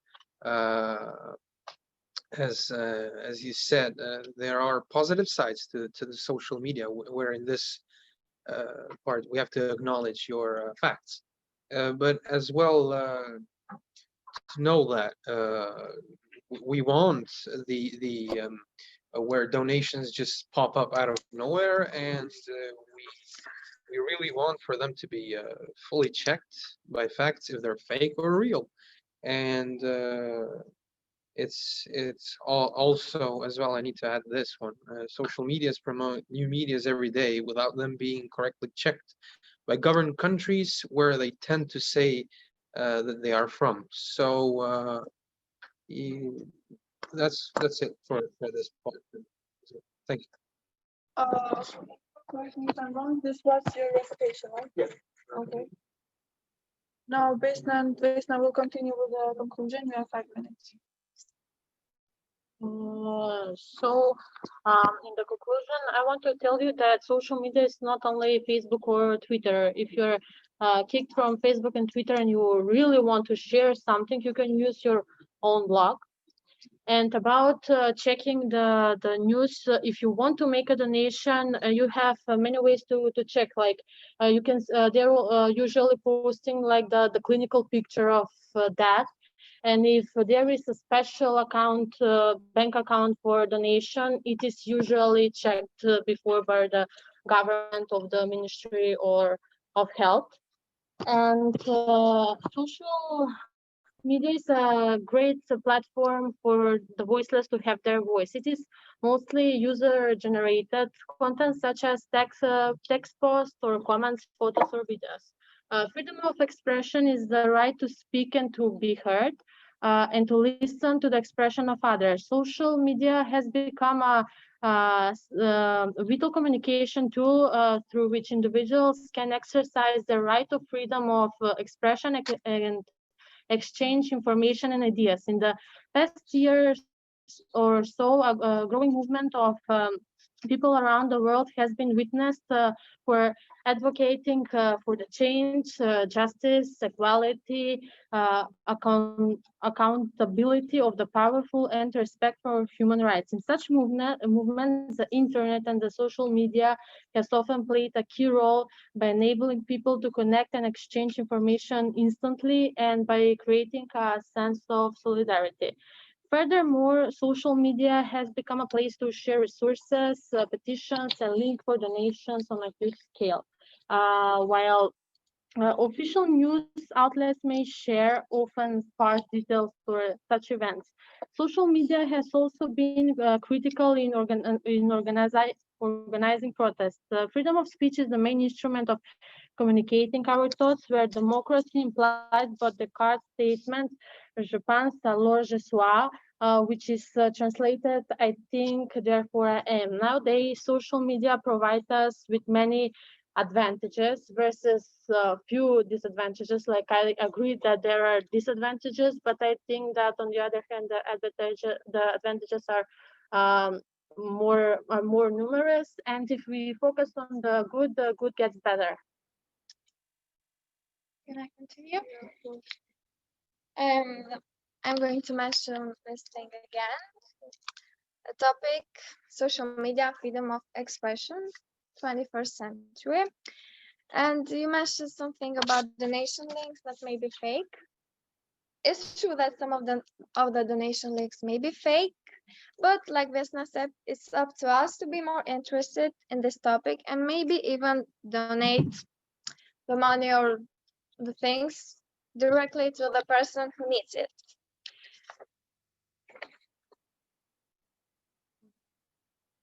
No. In conclusion, I'm going to add some facts of the positive sides of how social media made change. I'm going to make Alicia Garza, the person who shared the first hashtag Black Lives Matter in 2013. It's been 7 years since this hashtag was shared, and it has been tweeted over 48 million times on Twitter.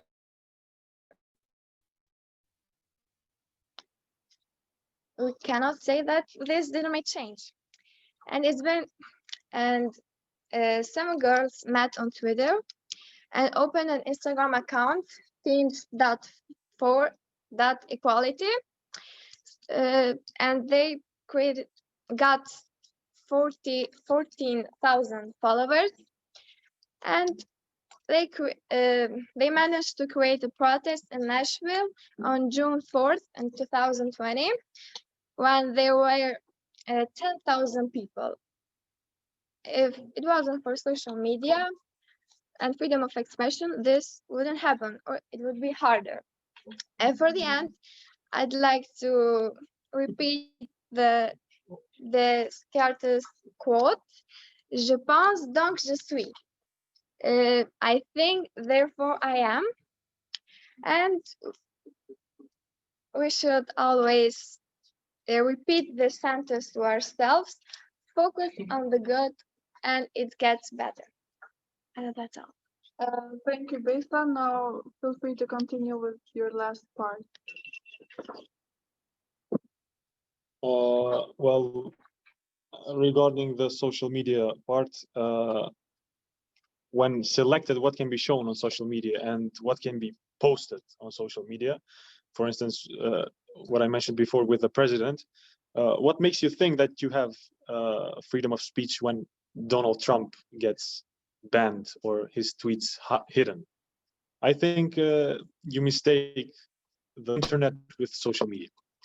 Well, in a nutshell, do you have any constitutional First Amendment free speech rights to air your views on any social media platforms?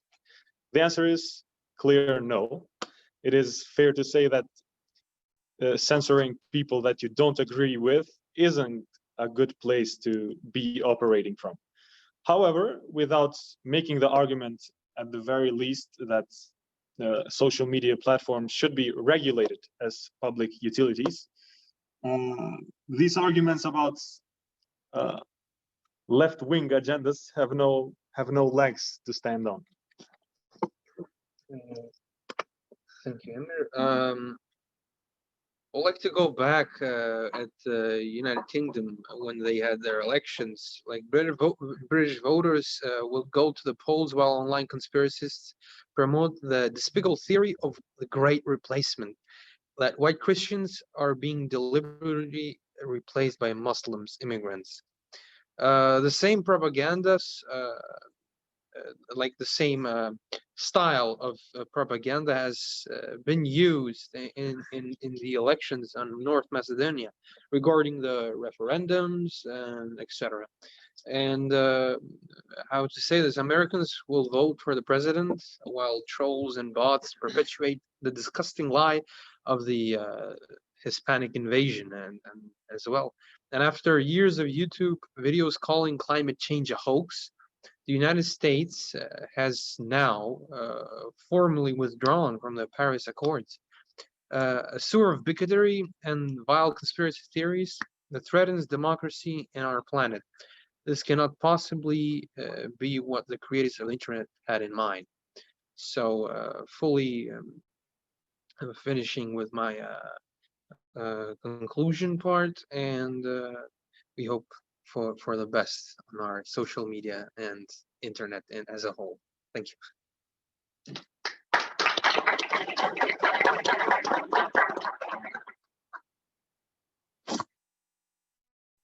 We just finished the third topic, which was social media and its freedom of expression. While the jury completes the total points, anyone from the audience that wants to add any comment, feel free to. I have. Okay. Berat has a comment. Okay, so both teams are right in some way, I think, but I think there's a middle point where both teams can win. Like the both teams can find a solution, which is having a limited kind of free speech. For example, if you want to express on anywhere on social media, there are a lot of rules where you can like report the posts, the words people say. So it's even if we have a lot of free speech, we still are limited by that. So the people who want to spread a good message, they are allowed to do that in any way. The people um, who are saying like or spreading a message which is racist or extremist or something like or terroristic, that we can definitely report that, and it will be taken away as it was mentioned that Donald Trump's tweets were banned. So it's really easy for this topic to be to find a solution for this topic. And I have a question: is if do you both teams agree that a lot of people deserve free speech, but also have limits on that?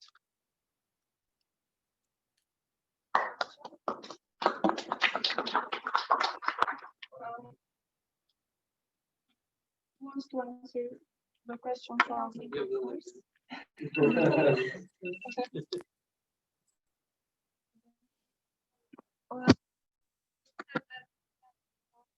Like some comments or even words on different social media apps, and I was going to say that's true. You mentioned Trump's tweets and other things, and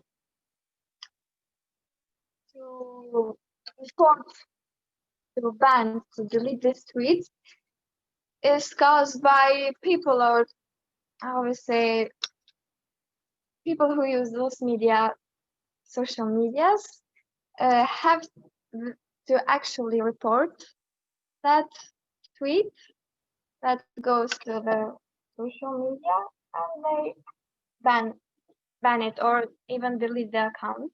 So again, I must say that's up to us if we want to allow or limit anyone's tweet or anyone's account.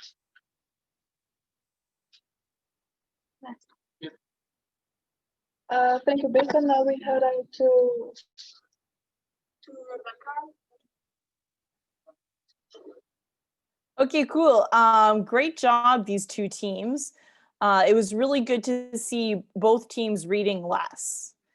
Maybe I'll give my feedback first, and let me just go to my notes.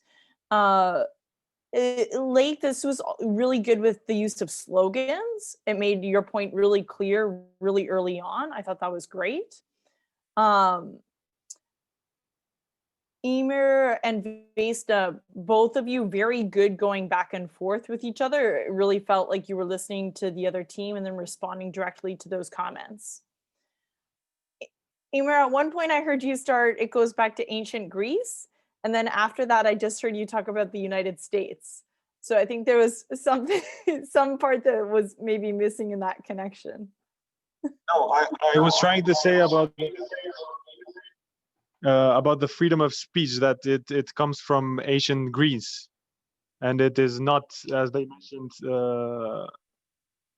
made from social media accounts and when all of the internet went on. Okay, cool. So what could strengthen that argument is then if you give a couple of examples of what happened in ancient Greece that started that trend. And then I wanna bring out one point, which is like the best pass I've seen in one of the debates so far. So Vesta, you were talking a lot about hashtags and how that can be positive if you're raising money for like medical services, for example. And then Lake and Emer, you gave really great examples of how, you know, through history, we've had all of these difficult challenges. And then Vesna, in your response, you changed your argument directly to address their points. Then you talked about the situation in Austria, you referenced Hitler. You didn't just go back to your points, you actually directly responded to what they had said. So that was really, really excellent. Yeah. Okay, well done both teams. For my scores, Amer and Lake, so the team on my side here, Amer and Lake, 20.5, Besa and Vesna, 21. Wow, this is so close. Okay, Bashir. Wow, great debate. Well, the only feedback I would say in general, so I like the fact that you linked your argument with current current global issues that are happening. So that's really great, and I also liked the like je pense donc je suis and other slogans. So yeah, that linked to freedom. My only feedback also, like especially like to understand like how that is affecting the community where you live, or personal story about the social media, that would have been also made the argument really stronger, already strong, but really stronger. And yeah, here is the score for Emil and Lake is 17.6. And for Besa and Vesna is 17.2. Thank you.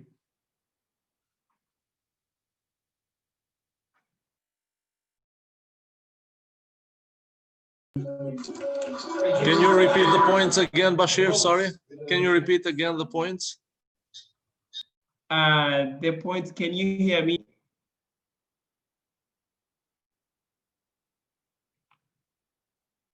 Yes. Yeah. Yeah, I was saying that for Emil and Lake is 17.6. And Besa and Vesna is 17.2.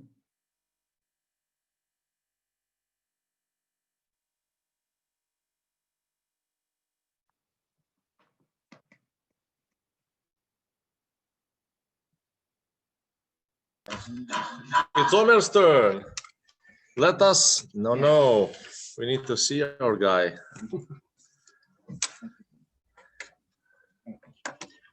So this was very close debate. So from my score, I have 18.1 for Lek and Emir, and 18 points for Vesna and Besa. Oh, let's see. 37, 38.1, 48, 56.2 for Lake and Emir. And for Vesna and Besa, we have 56.2. It's a tie, it's a draw. Whoa! Whoa! That's crazy. That's really crazy, yeah. I'm not sure actually what Omer did, but we gotta figure that out later. Okay. So yeah, we have two winning teams. Congratulations to both. And it's not only it's a tie, and not only do we have two winning teams, but these teams have scored almost most points in all three debates. There is only one team that has scored 57.7, and now we have 56.2 and 56.2. So we're gonna end up with 6 teams heading to the semifinals instead of 5 teams heading to the semifinals. And all of a sudden it helps us actually, because we're gonna have 3 new topics for the semifinals. We don't have to automatically qualify one of the teams without having a chance to compete. So that's great.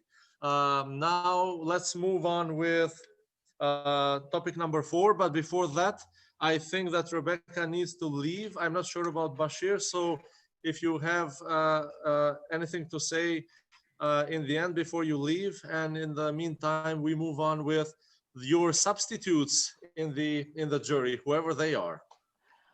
I'm so impressed. A huge thank you to Besiana and her team for organizing this event. This is really exciting, and I feel like I'm learning a lot more about all of you in North Macedonia by watching.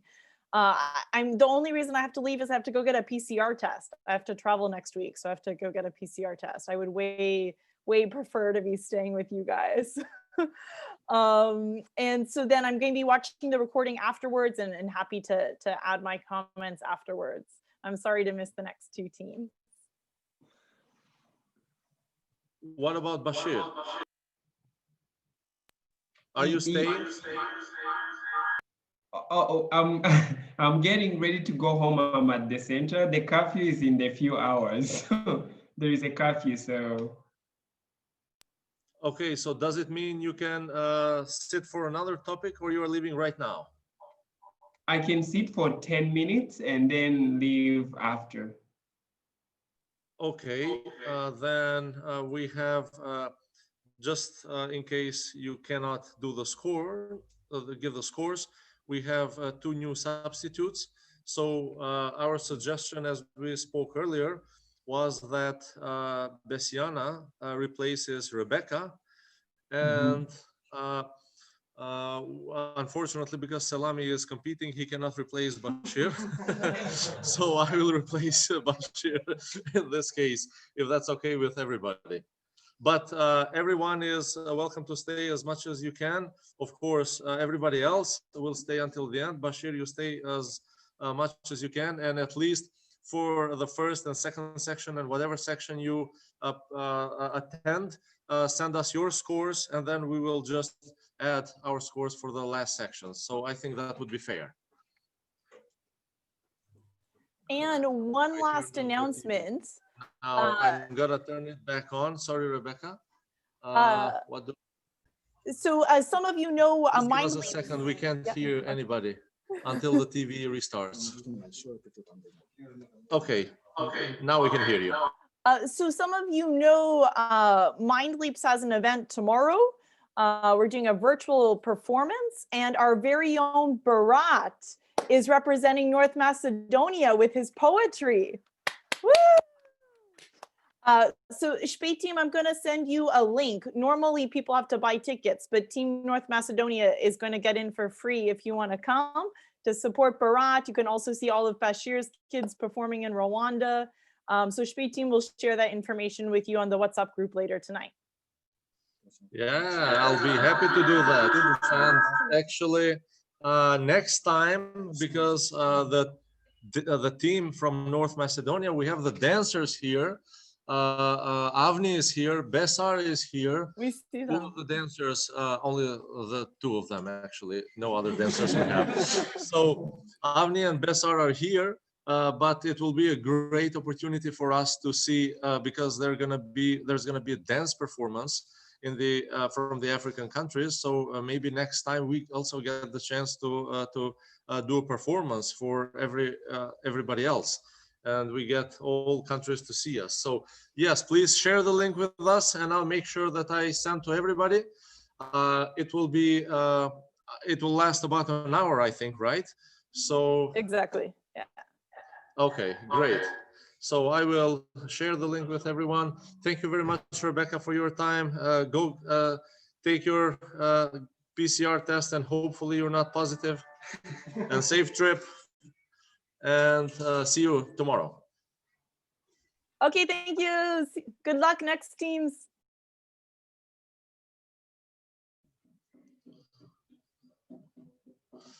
Let's move on.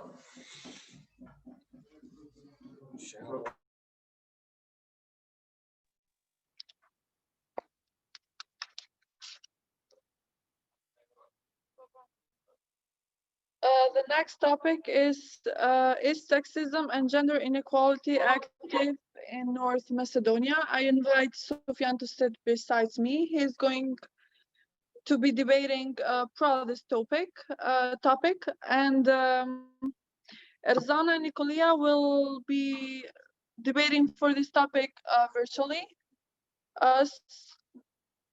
Can you hear me? Okay, you're here. Sufyan can start first as long as he is pro the topic. You can start with the introduction. Your time starts now. You have 3 minutes. Before we do that, I just have two explanations to make. First, when I mentioned the dancers, I forgot to mention Selami. He is also a dancer. So yes, we have 3 dancers here. And the second clarification that I want to give is that Sufyan is going to compete alone by himself because his teammate let us know that she won't be able to make to the debate. So I think Sufyan will have a harder job, and I'm pretty sure that he has prepared well enough to be an equal competitor on this debate. Thank you.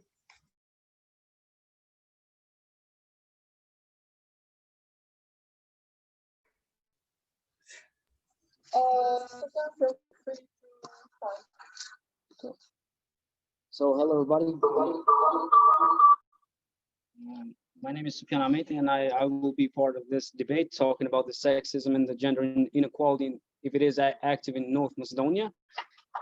And basically, we are going to talk about sexism, what it is, firstly, and about the gender inequality, which everybody knows. For example, there are two genders which are not in the equality lane. Thank you.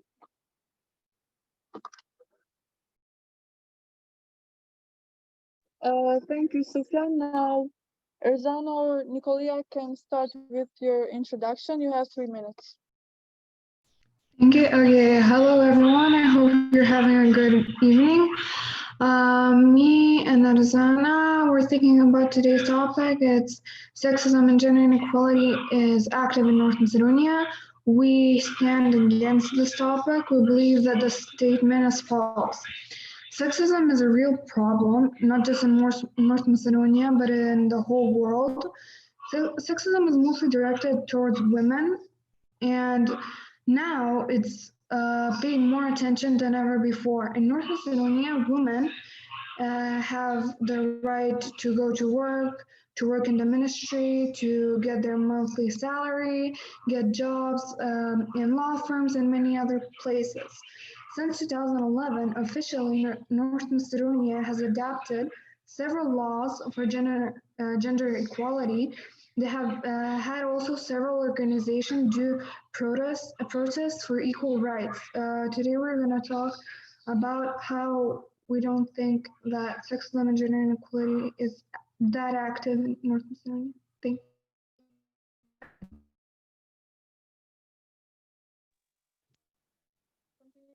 Stuff which is statement of fact. You have 5 minutes. Feel free to start. Okay. Firstly, I want to talk about what is sexism, and pretty much sexism in a simple way. It's treating one sex different from the others. So apparently, this includes raping, includes rapists, and accordingly to my research and to the things that I saw on the internet, basically into 2011, or I don't know what exactly the time, the ex-prime minister did a conclusion about how many people live in this country. So basically, according to him, it's 1.8 or maybe 2 million right now in 2020. So all I'm saying is sexism. I feel it's active, but according to a lot of researchers, it needs to be a lot of people living in this country. So apparently, if we compare North Macedonia to another big states, like for example Germany, or let's go higher on the other side of the world. I talk about America, the USA, 100 million people. They're more active than here, way much more cases. But in here, I feel like I saw on the news. I saw it on the news where it's compared like a taboo way when the father uses his daughter as rapist or something. And on the other side, other people you have to look at this on different perspectives, because we know that we are multinational country, and so looking at it, my perspective as an Albanian, I feel like, according to sexism, we take it in our hands. Like, for example, if one family got that catastrophic situation, they try and handle it by themselves. But according to other things, I think it's better going about this for law, in the law way.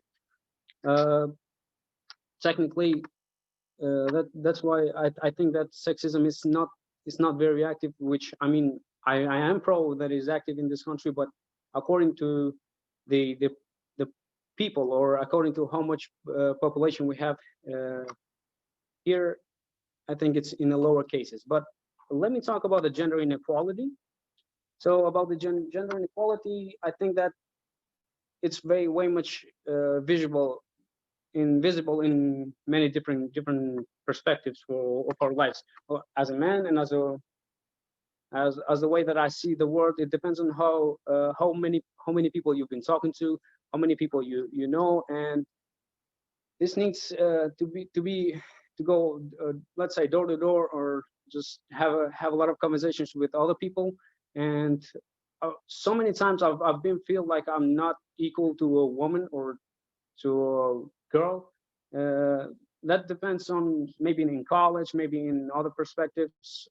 I want to take a good example. Let's say that I am working in a call center, and I'm very good at tonality. I master tonality. I can take influence in a blink of an eye.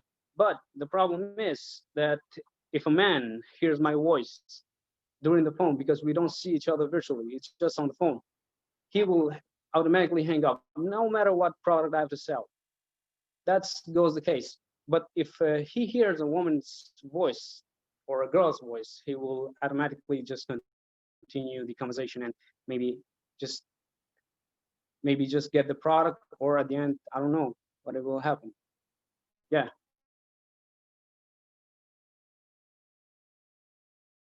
I had to say.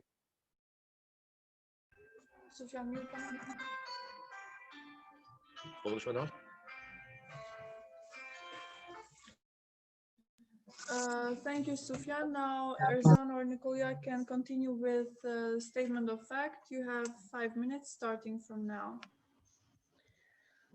Equality is one of the most important topics that has been discussed for centuries. Right from the beginning of time, there have always been ways to separate people based on gender, race, or social status. This division also meant that there was inequality in how people were treated. With time, many people have stood up for the equal treatment of all people regardless of gender or race. Equality movements are among the most important movements seen in history. Gender equality is not only a fundamental human right, but a necessary foundation for a peaceful, prosperous, and sustainable world. There has been progress over the last decades. More girls are going to school, fewer girls are forced into early marriage, more women are serving in parliament and positions of leadership, and laws are being reformed to advance gender equality. Women and girls represent half of the world population, and therefore also half of its potential. Gender equality, besides being a fundamental human right, is essential to achieve peaceful societies with full human potential and sustainable development. Regardless of where you live in, gender equality is a fundamental human right. Advancing gender equality is critical to all areas of a healthy society, from reducing poverty to promotion of health, education, protection, and the well-being of girls and boys. If you are a girl, you can stay in school, help empower your female classmates to do the same, and fight for your right to access sexual and reproductive health services. If you are a man or a boy, you can work alongside women and girls to achieve gender equality and embrace healthy, respectful relationships. Modern democracies take pride in their capacity to secure equality for all citizens, regardless of their age, gender, religion, ethnic origin, etc. However, all societies have to deal with the issue of gender equality, and in almost all cases, it is an ongoing process. Now, unlike in previous periods, women have all the full rights of voting, being elected, working in any sector. And not only that, but in many legal aspects, women are favored. Also, if violence is used against a woman, the punishment for the aggressor is higher than if the victim were a man. North Macedonia has adopted several laws and mechanisms to advance gender equality. The law on equal opportunities of women and men obliges public institutions to ensure equal rights and opportunities for women and men, and to integrate gender into their policies, strategies, and budget through specific measures to reduce gender inequality. Many countries in the world have a mandatory minimum number of women employed in state administration. In politics, parties are required to have a minimum of 30% women. If we refer to North Macedonia, we know that before there was a lot of fanaticism, reaching the point that the girls and women were not allowed to go to school. But thankfully, things have changed positively in our country as well. And when thinking about the reason for not having equal rights, men are raised to disrespect, sexualize, victimize, and put them down are the ones to blame. Because if one man doesn't treat a woman right, how do we expect all the other men to do so? That's all. Thank you, Sufyan. Feel free to continue.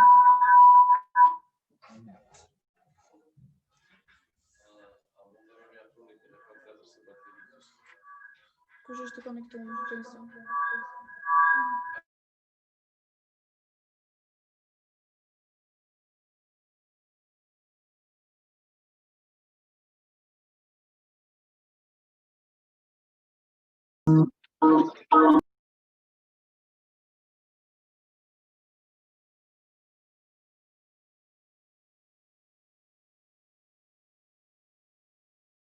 Okay, Sufyan just changed his place because we need to recharge the phone he was speaking of. So we apologize for that. Sufyan can continue. Okay, I apologize if I sound rude, but seems like you both girls don't even know what you are talking about. And what you are, the topic is that I am pro equality and you are talking the pro equality, which means it's in my favor. I appreciate it. According to your researches that you did, about 13% of the women that is in, I mean, no, it's all good. About the women that are inside of the government places that are working, that is, I totally say that is correctly true.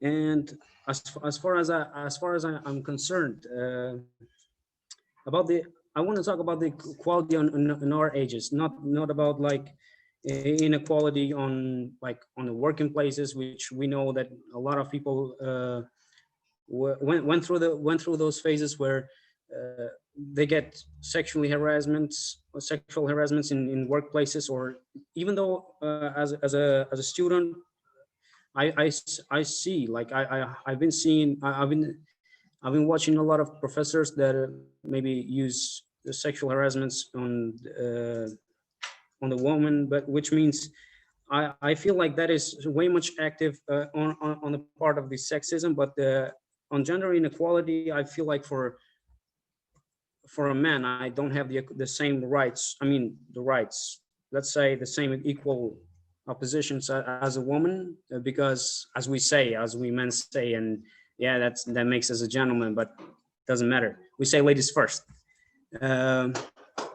Anyway,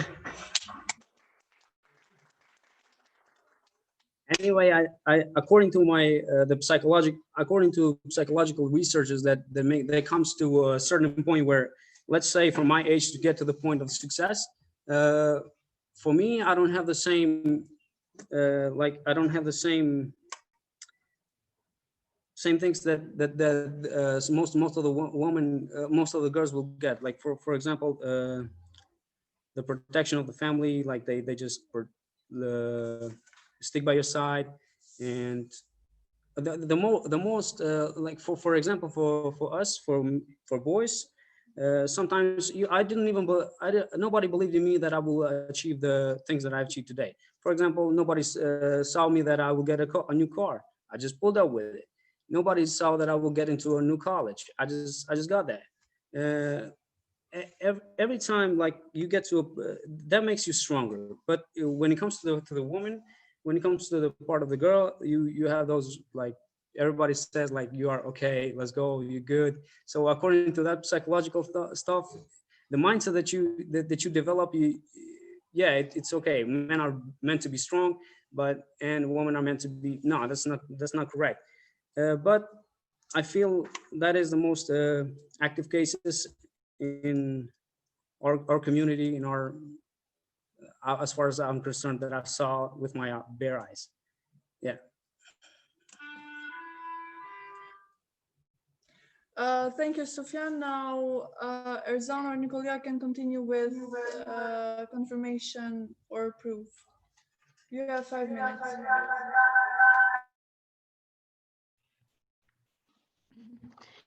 As an additional argument, in this direction, one can use the Macedonian experience. Following the changes of the electoral system, the representation of women in politics has increased. However, the electoral system is not the only thing that impacts the gender balance in politics, but also other electoral rules, in particular those referring to the type of candidate lists opened and closed, have strong impact. Gender equality exists in Macedonia. It has already been taken care of because there have been taken measures, and Macedonia is pointed as a positive example and is one of the countries where more than 30% of the MPs are women. At the moment, the number of women in the Macedonian parliament are 39, which represents 32.5% of the total number of MPs.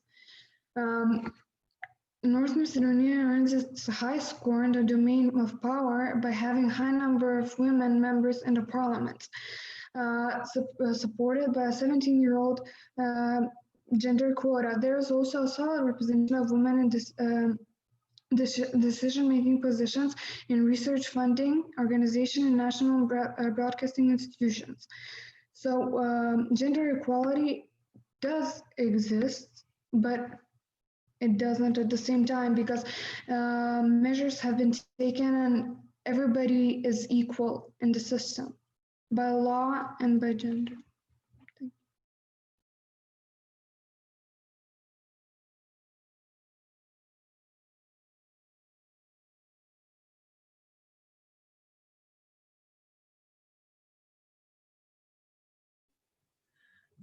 Thank you. Now, Sufyan will continue with the refutation. He has 5 minutes. He can start now. As far as it comes to the refutation, as I talked about the sexism first, I generally didn't believe that it was active in Macedonia, but according to the researches that I did, and according to those type of how many population does a country has, and how many cases that they are reported until the police or until the law, I feel like it is pretty much active. Basically, about the inequality, I appreciate that you girls give me the chance to you just said my words, for example, and you just said that gender equality exists but doesn't exist at the same time. So that means I don't have to talk anymore. Thank you. Thank you, Sufyan. Now the girls can continue with the refutation. You have 5 minutes. You said that if a man hears a woman's voice, they would most likely buy the product just because he is speaking to a woman. I honestly disagree with that, because women aren't, how do I put this? People think that because a woman is talking, they're gonna buy the product. No, even if a man is talking to a man, maybe if they're buying a car, a woman wouldn't like say the right things, for example, as a man would. So it doesn't matter if it's a man or a woman. I think that they would listen to either of them. That's all I wanted to say.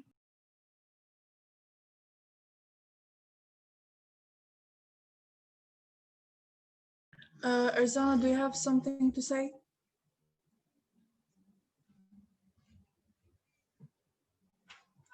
Can you hear me?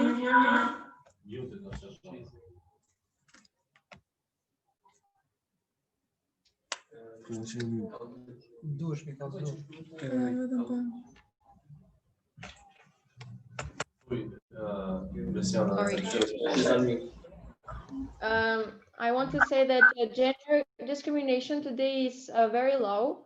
Fortunately, women today have freedoms and rights in every aspect of life, both in terms of jurisdiction and personal opportunities.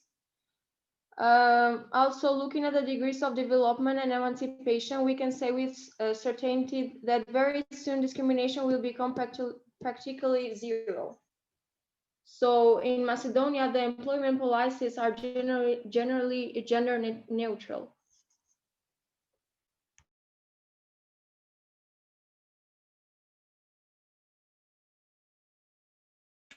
Okay, thank you. Now, Sufyan will continue with the last part, which is conclusion. You have 5 minutes. Feel free to start whenever you want.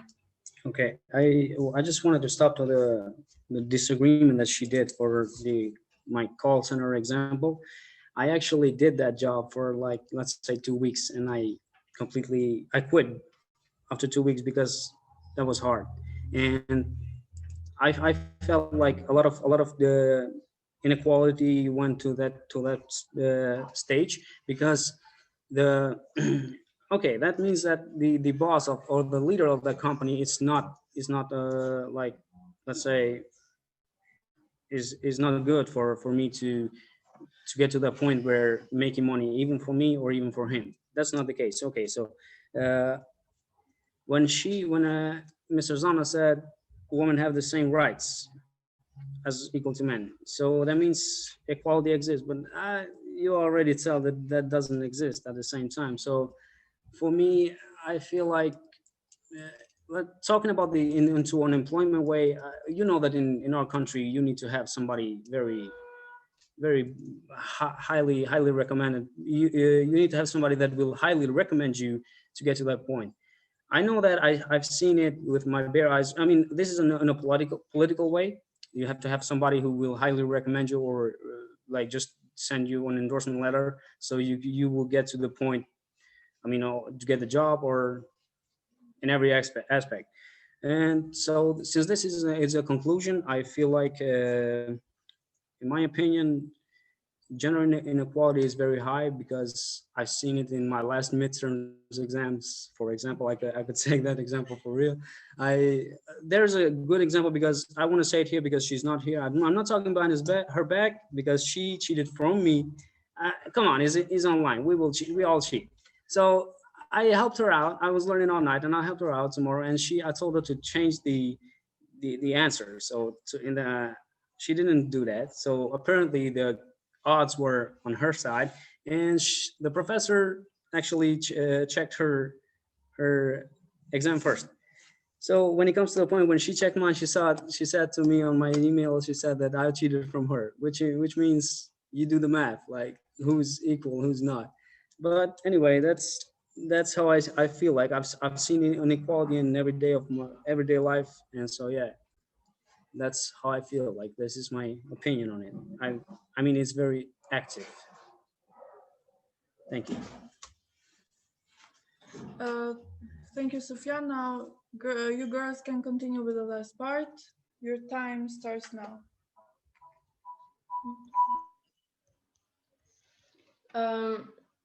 Macedonia has developed a gender-balanced legal framework that promotes full equality between men and women. regarding their rights, including their economic, property, and inheritance rights. It is important to promote common values such as respect for human rights and equality between women and men, as well as a common understanding that human rights are universal and apply to all. There are also organizations as well that fight for equal rights, for women's rights, and to make the world a better place. Even without organizational laws, the same people know what the right thing to do is, and that's for everyone to be treated equally and for everyone to stand side by side. Can I say something about?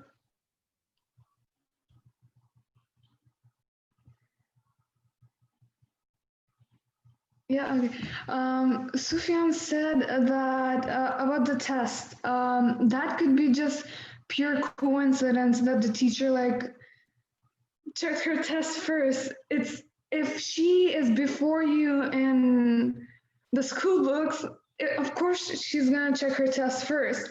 But if like she was after you, okay, then yeah. But if she was before you, if she sent it before you, it's just pure coincidence by my thinking. I don't know.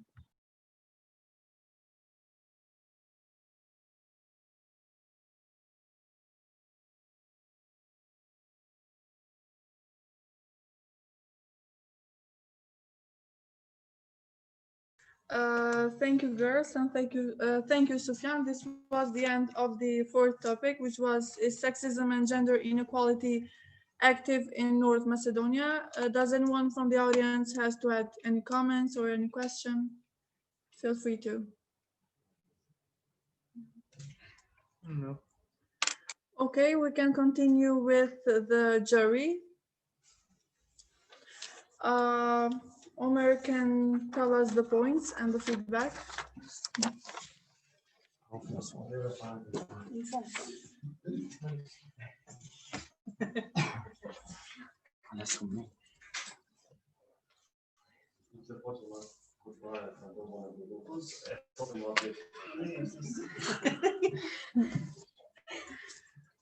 Okay, so according to my scores during the debate, I have for Erzan and Nicolia 13 points and from Sufyan 17 points.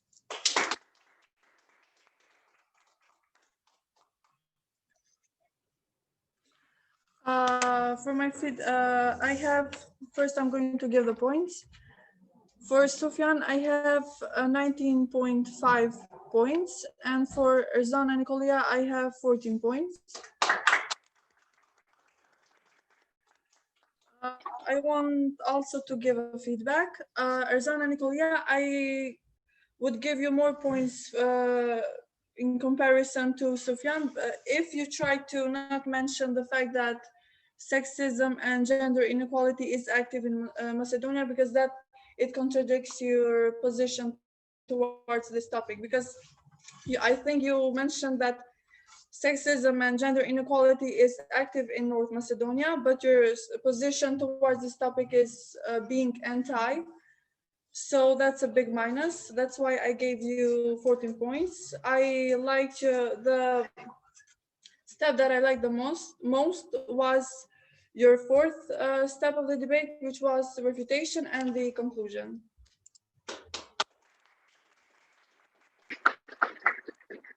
Okay, thank you very much. It's my turn to give the comments and the points. Before I give the points, I would like to make a few remarks. First, I understand that it was hard for Erzana and Nicolia. It probably must have been hard to find and prepare very well, because as females, they need to defend the position that there is no inequality in North Macedonia, whereas my personal opinion is that in most countries in the world, there is gender inequality.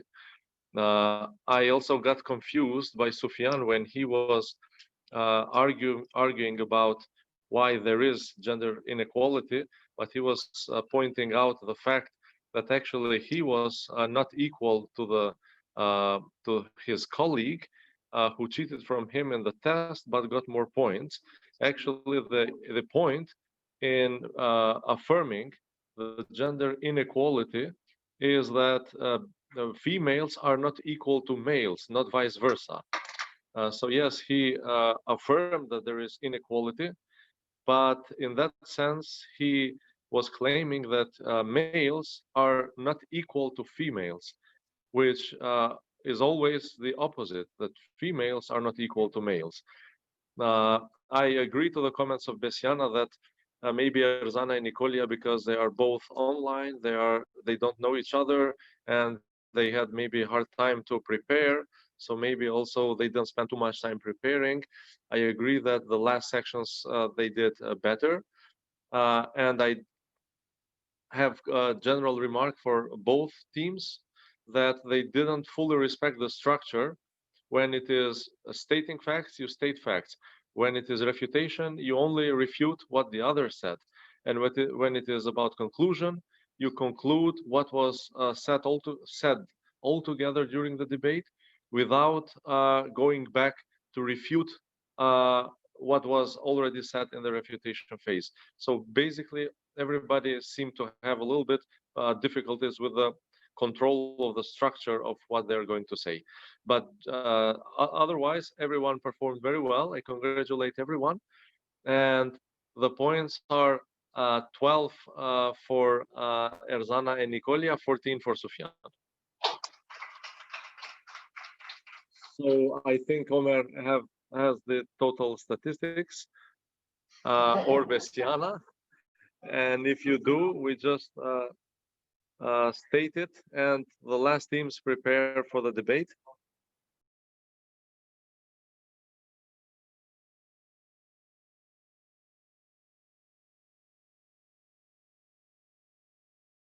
The total points for Sufyan are 50.5, and for Erzana and Nicolia are 39.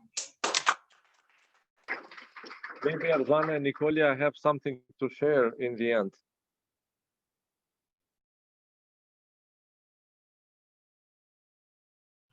I just want to say it was hard writing or debating for something that you don't believe in. Like, I honestly think that there is the gender inequality is active, but I had to debate against it, so I had a little problem with that. So it's hard. Yes, that can be hard when you have to defend something you personally do not believe. And Erzana says me too. So probably, yeah, the art of debating actually sometimes is to say not your personal opinion, but if you are given the role to defend something, that you prepare and say whatever your role is. And I understand that sometimes that is hard, and you had a hard job. Okay, thank you very much. So let's move on.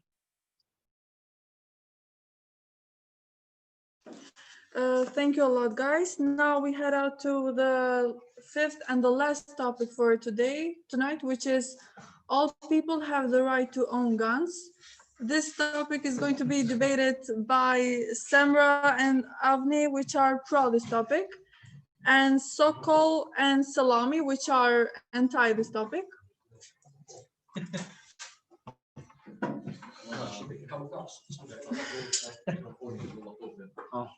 Okej, bra. Ciebie. Co ty już tylko wasz dus możemy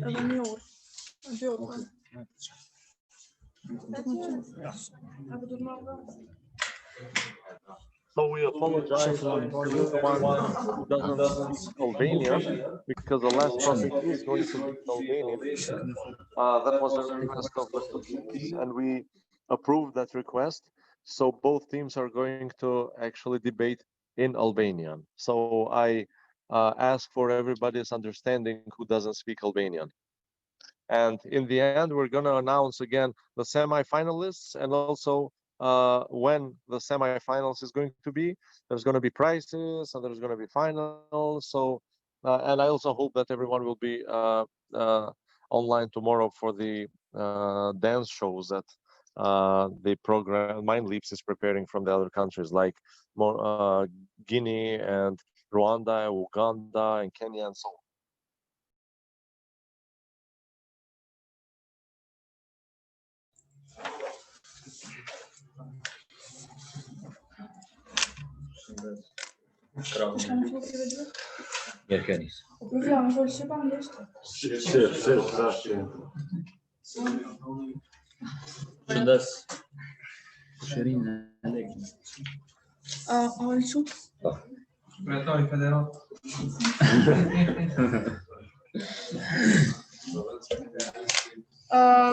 Qysh tash edhe më herët, tema e pestë është çdo njeri ka drejtën me mbajt armë. Pro kësaj teme janë Semra dhe Avnio. Ftoj njërin prej tyre që me fillu me hyrjen, cila zgjat 3 minuta. Mund të filloni tani. Sigurisht, kur mendojmë për drejtën e të majtorit armë, në hasemi me shumë mendime, por çka është më e saktë dhe më konkrete, është se të mbajturit armë është vetëmbrojtje dhe vetësiguri. Në ditët e sotme kemi dëgjuar dhe ndoshta jemi ballafaquar me ndodhi dhe raste të rënda ku nevoja për ndihmë ka qenë e madhe, por ndihma nuk është ofruar në kohë. Sepse jam vetë femër dhe fakti që më vret se gjinja femërore ballafaqohen me raste të rënda, bën që fillimisht të flas lidhur me këta. Po flas për raste me të cilat femrat kudo në botë mund të kenë përjetuar, të jenë dhunuar dhe të kenë tentuar të dhunojnë. Dhe mbrojtja që ju nevojitet atyre s'mund të marrin nga njësitë policore ose nga kushdo në kohë. Sepse në vend të dënimit të rënd që duhet t'u bërë anës kundërt dhe fakti që ato s'kan fuqi ta bëjnë këtë, përfundojnë në vetvrasje ose humbasin moralin dhe me këtë vjen në përfundim se mbajtja e një armë është arsyeshme. Nuk po flas vetëm lidhur me atë që thash, por kemi edhe raste kur bullizohen njerëzit dhe pala e kundërt kanë presion aq të madh ndaj tyre sa që për shkak të mosdurimit të këtij presioni që ushtrohet fizikisht apo psikikisht, gjithashtu edhe këto përfundojnë me vetvrasje. Kemi edhe nevojën e mbrojtjes së familjes në raste të caktuara, ku përmenda edhe pak më parë se shumica rasteve janë çështje kohe, ku ndihma vjen e vonuar, kurse mbrojtjen që duhet ta bëjmë është momentale.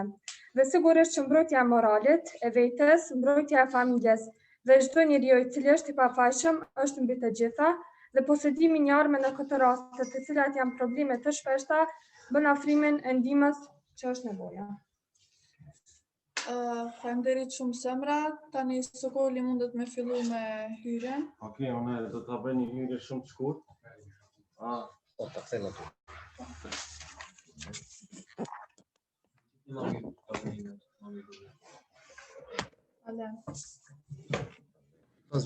Unë do ta bëj një hyrje shumë të shkurtë për temën, se ne jemi kundër faktit të mbajtjes së armëve, sepse është shumë e qartë se mund të anglisht ja. Se mund të krijon rrezik në society, shoqërinë. Kjo ishte A ban mu bashkangjitë diçka? Pëlqej fakti që pas ke marrë të statistika për ato që ndodhin rape e sejne, po sipas meje bullizmi, nëse ti je viktime e bullizmit, nuk është e parapartë ty me mbajt armë, se siç e shohna në shumë të dashurën Amerikë, Shtetet e Bashkuara të Amerikës, shpesh herë nxënësat që bullizohen marrin ku atje është legalizuar me mbajtja e armëve. Nxënësat që bullizohen marrin armën e atyre dhe shkojnë në shkolla dhe i vrasin krejt, çka ose i gjujnë aty school shootings që janë shumë mohabet është temë gjithbotërore, school shootings, edhe mendoj që nëse legalizohet mbajtja e armëve, ato do të kishin ardhur edhe këtu, po edhe ku në parasysh cilin do të shtet.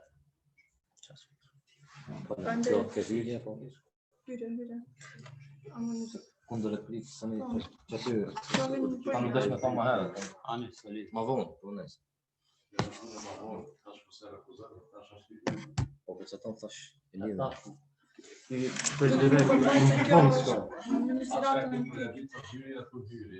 Po, pyeti Sofi. Ama ky mendoj se ja fillon pikës 2, se unë e mbarova pikën e parë. Introduction. Hapi i dytë është konstatimi i fakteve. Zgjat për 5 minuta. Okej, unë do të vazhdoj, domethënë sa i përket kësaj konstatimit të fakteve, domethënë në vendin ku jetojmë, konstatoj se ligji para armbajtjes është shumë rigoroz dhe fjala armë domethënë përfshin të gjitha llojet e mjeteve mjetet që plasin dhe brenda përmbajnë domethënë gaz, lëndje dhe barut, por kjo nuk e ul mundësinë për jo armbajtje, sepse arma është e lejueshme sigurisht duke përmbajtur disa kushteve. Pra, kemi ligjin e armbajtjes ku Ministria e Punëve të Brendshme në Republikën e Maqedonisë, domethënë e respekton dhe i kushton shumë momente ku thuhet se armët mund t'i mbajnë dhe kanë disa kushte apo kritere. Domethënë personat që duhet të mbajnë armë, domethënë janë ata që mbrojnë veten apo pronën. Personat që përdorin armët për gjueti apo dhe sport. Pra këto e kanë të lejuar. Pra, por kemi disa kushte për personat të cilat mbajnë kanë marrin leje për armbajtje, domethënë personi duhet të jetë mbi 18 vjet. Personi nuk duhet të ketë ndalesë, nuk ka ndalesë apo ndjekje nga gjykatat. Domethënë të jetë me shëndet mirë dhe nuk ka çrregullime mendore. Nuk paraqet rrezik tek qytetarët për rrethin apo vendin ku jeton dhe vepron. Domethënë ka arsye të fortë për të mbajtur armë dhe ka njohuri të përdorjes së armëve dhe jeton në Maqedoni dhe ka dokumenta zyrtare. Domethënë në këtë shtet ka raste ku bëhet dhunë në familje. Kemi kriminalë të cilët shkaktojnë probleme të mëdha, si për çështjet tek femrat që janë më të dobta në fuqi, po ashtu edhe tek çështjet si bastisja e shtëpive, ku mund të shkaktojnë dëm edhe tek familjarët, bastisja e marketeve, bankave të cilët jemi dëshmitar. Dhe kjo bie në përfundim se diçka e tillë duhet të lejohet dhe duhet që të ketë mbrojtje dhe siguri, gjë që ndikon edhe numri i problemeve kriminalistike të zoglohet. Pra, edhe rastet konkrete do t'i shpalosim më vonë tek provat. Faleminderit shumë Avnet. Tani mund vazhdoj Selamina ose Sokoli me hapin e dytë, i cili është konstatimi i fakteve. Kemi 5 minuta po. Konstatimi i fakteve dim se që në Maqedoni nuk është edhe aq rënd të mirat armë leje, për shkak se ka rregulla nuk janë edhe aq shumë rigoroze sa ata pala e kundërt. Kam disa fakte që në Maqedoni armët nga viti 2000, vetëm një moment, nga viti 2006 deri në vitin 2017 janë rritur, gjithsej ka rreth 6.000 armbajtje. Armë leje, po. Se mund është me vazhdu. Statistikat thonë se prej 1.5 deri në 66% janë rritur që nga viti 2006 në vitin 2017. Veç pak t'i gjejtë. Domethënë, në vitin 2006 në Maqedoni civil kam pas armë 256.000 njerën, ndërsa sot 621.000, kurse këto nuk janë të ditura dhe ato që mbajnë armë pa leje, të cilat nuk janë marrë në mënyrë të drejtë dhe i mbajnë për arsye private. Dhe kjo domethënë që sa më shumë të jetë numri i madh i armëve, ashtu është automatikisht rritet edhe rejtingu ose përqindja e krimit në vendin tonë.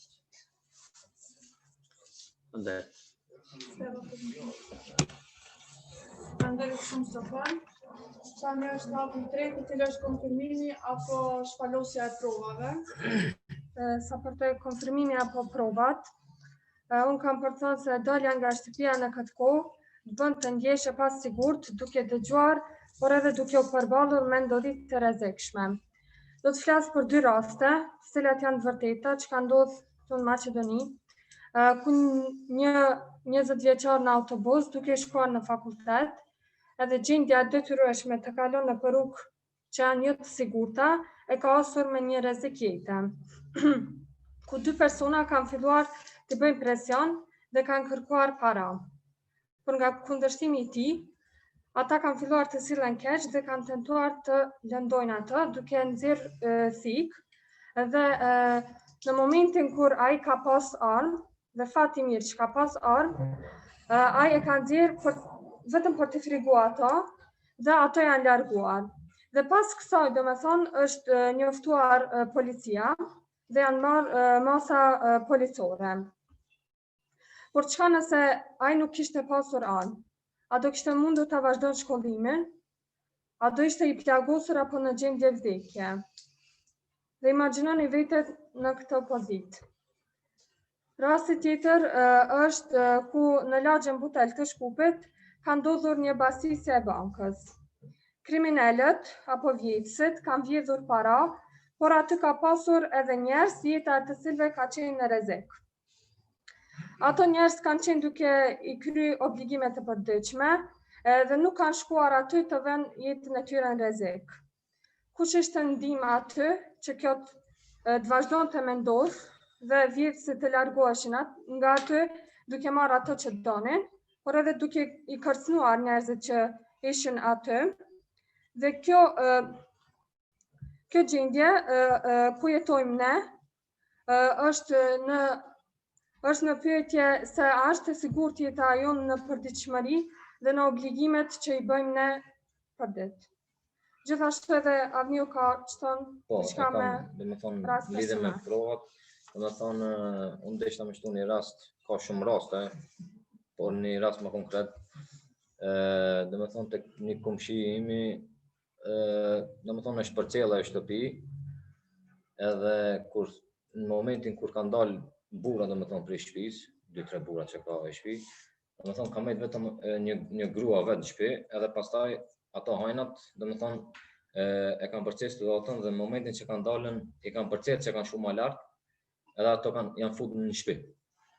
Por ai ka konë të folë në telefon me burrin e saj, edhe domethënë momentin kur kanë filluar me sulmu, kjo ka bërtitën dhe kanë pasur që ka qenë duke folë në telefon me burrin e saj, dhe domethënë ata kanë filluar mu kthy edhe këta kanë ikë. Domethënë këtu ka qenë një lloj, nuk e di, këtu nëse nuk do të kishte kuptuar hajni se ishte të kthy burri i saj prej jashtë, domethënë aty mund do të ndonjë vrasje apo e di unë, sepse ajo ka qenë domethënë nuk ka pasur diçka mbrojtje. Edhe domethënë do të linë me temën që thanë në Amerikë diçka, por ajo është kontra replikë. Kjo është. Faleminderit shumë. Në një antar ose të dy nga grupi tjetër, tani vazhdu me konfirmimin apo shpalosjen e provave, keni 5 minuta, unë fillon tani. Okej, domethënë nëse një person ka armë në familje, shansat janë shumë të mëdha, për shembull, si tha Selamia, për shembull ai fëmijë që prindi e ka lënë armën në shtëpi, se ndodh gjithçka, që mund t'i hakmere për shembull ndaj si tha kolegja, bullizmit. Pra domethënë pse një gjë të mbaron me një vrasje ku ka shumë lloje tjera për të anashkaluar këtë. Për vetvrasje, domethënë me mbajtjen e armëve rritet edhe numri i vetvrasjeve, se kush ka probleme mendore mund që probleme mendore, financiare, gjithçka, ose që në shtetin tonë dim se ka kështu borxhe për të la dhe nuk mundet për që mos t'i bëjnë diçka familjes vet ose bën vetvrasje ose e vrasin ata, pse të ketë armë.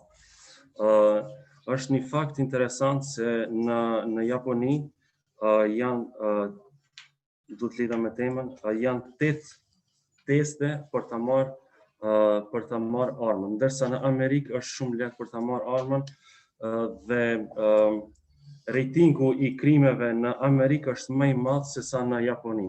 Japonia gjendet në top 10 shtetet në botë pa më pak krime.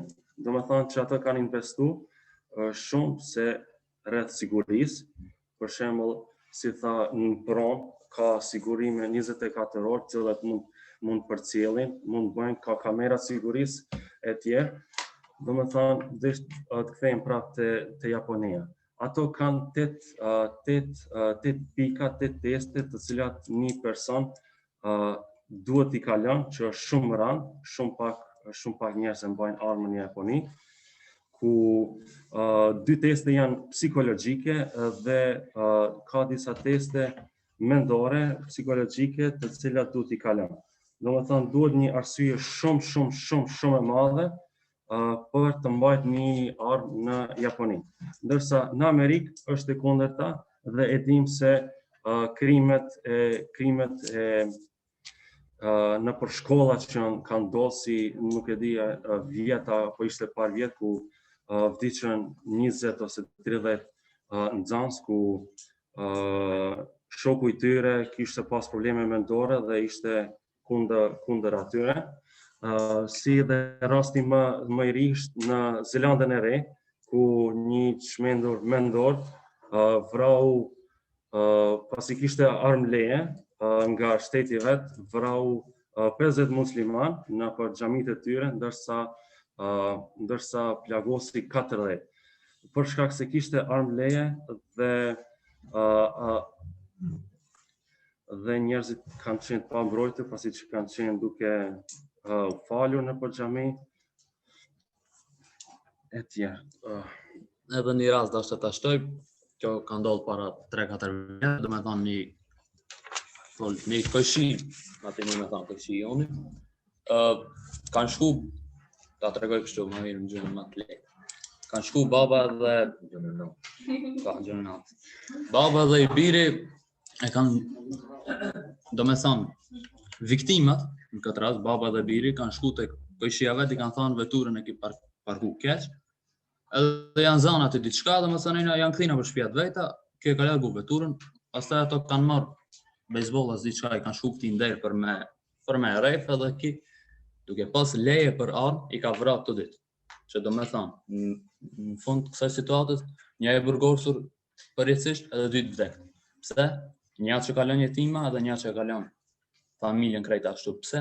Se armbajt. Në qoftë se nuk ishte pas personi që i ka vrarë të ditë armbajtje, jo, nuk ishte lek, po ajo nuk ishte kanë kom, nuk ishte kanë kom, se pini bejsbollit as nuk vdes as nuk bjen kom, po na e dina shumë mirë, edhe ju e dini shumë mirë, po ajo mos marrëveshje ishte zgjidhur në mënyrë më të lehtë ose me polici ose aty më hall, na e dina që janë mallet e tona këtë këshi, kishin da dhe u krima vete. Ishte 2 tabuta, edhe një i burgosur përjetësisht. Po mbaroj. E kryjë no, problem.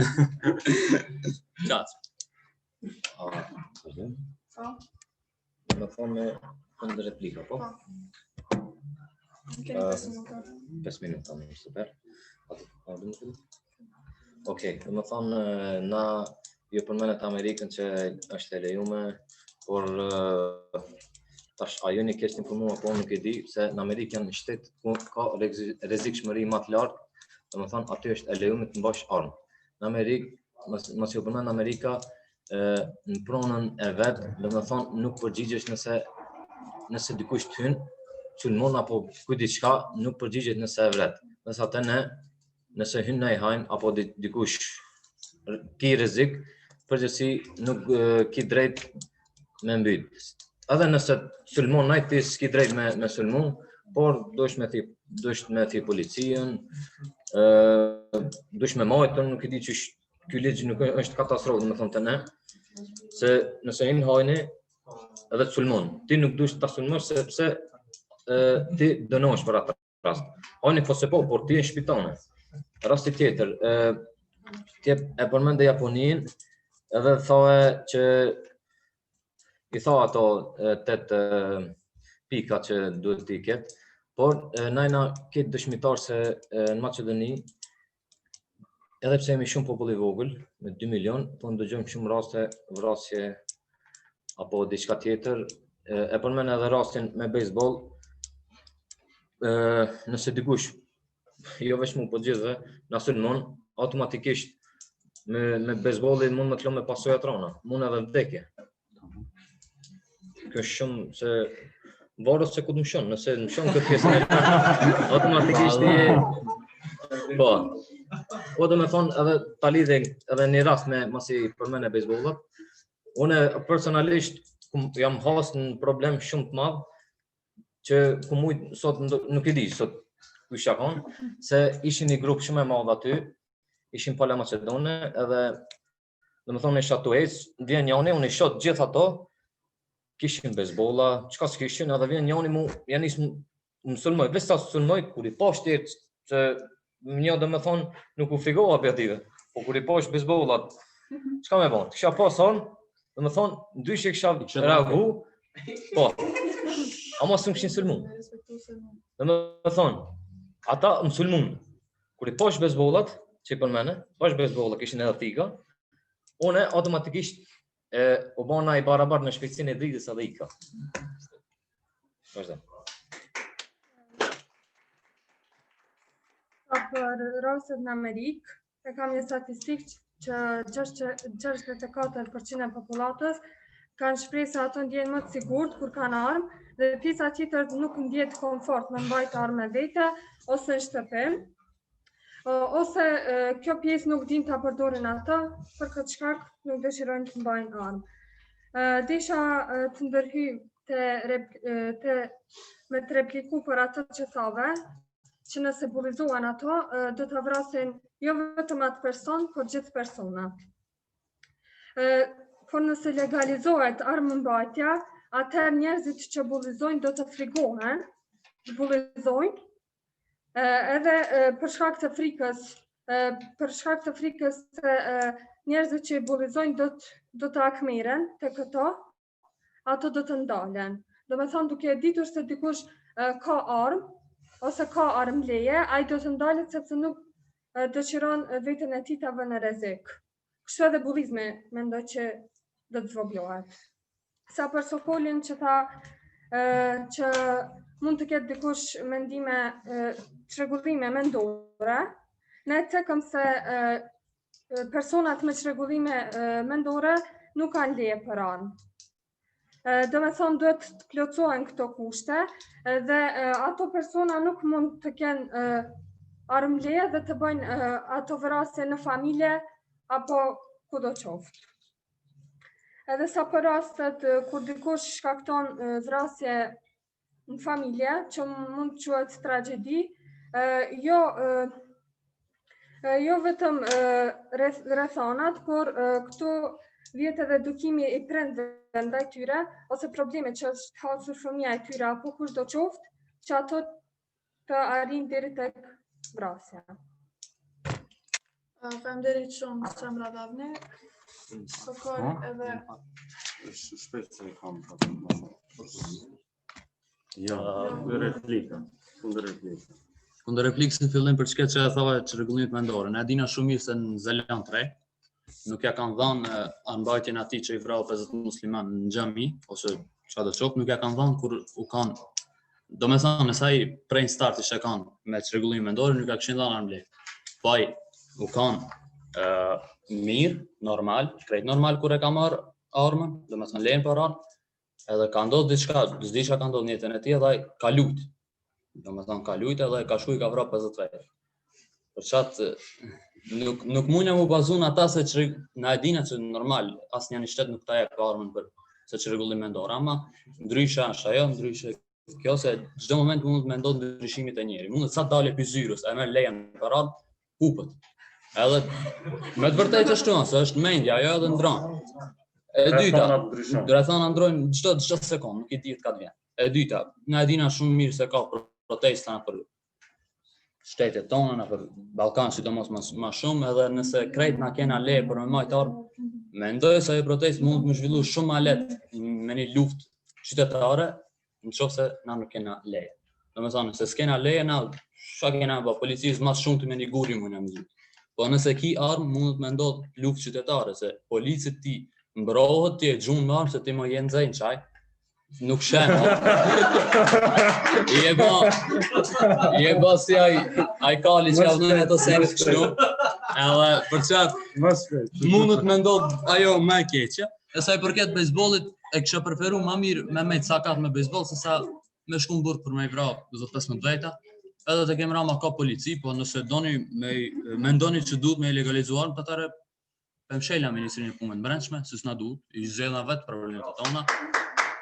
Qatë policia ekziston për me zveç të problem. Na shta pak me vones, po ma mirë me vones se sa heq. Edhe s'ka nevoj kërkush me ti një shpy. Shaki pare pasuri lejnë bank, flejnë ratë, shpje si bje hani ku i merë, shka të gjenjë, që ma i së në gjenjë ku gjasë e ki në bank. A ka muna? A ka minuta? 2 minuta, okej. Du më lidh me rastin tënë që kanë dalë ato Maqedonë, për shembull. Çka nëse ato kishin pas armë lejen? Çka kishe bëti? Ja. Çka kishe bëti? Do të thonë, ti as nuk kishe hik, as nuk kishe kundër përsul atëve, kështu që më mirë që ato s'kan pas armë edhe ke pas muna me thonë një shans për jetesë, se ka mund me ndodhë më e keqja, për shembull. Edhe një rast tjetër, shkak që e tha personi është gjak në nxehtë, edhe për shembull ka një konflikt me gruan. Do me thonë, në familjen tona, në shoqërinë tonë, dim që dhuna në familje është aktive. Shkak që burri në fjalë ka armë. Shkak nëse ai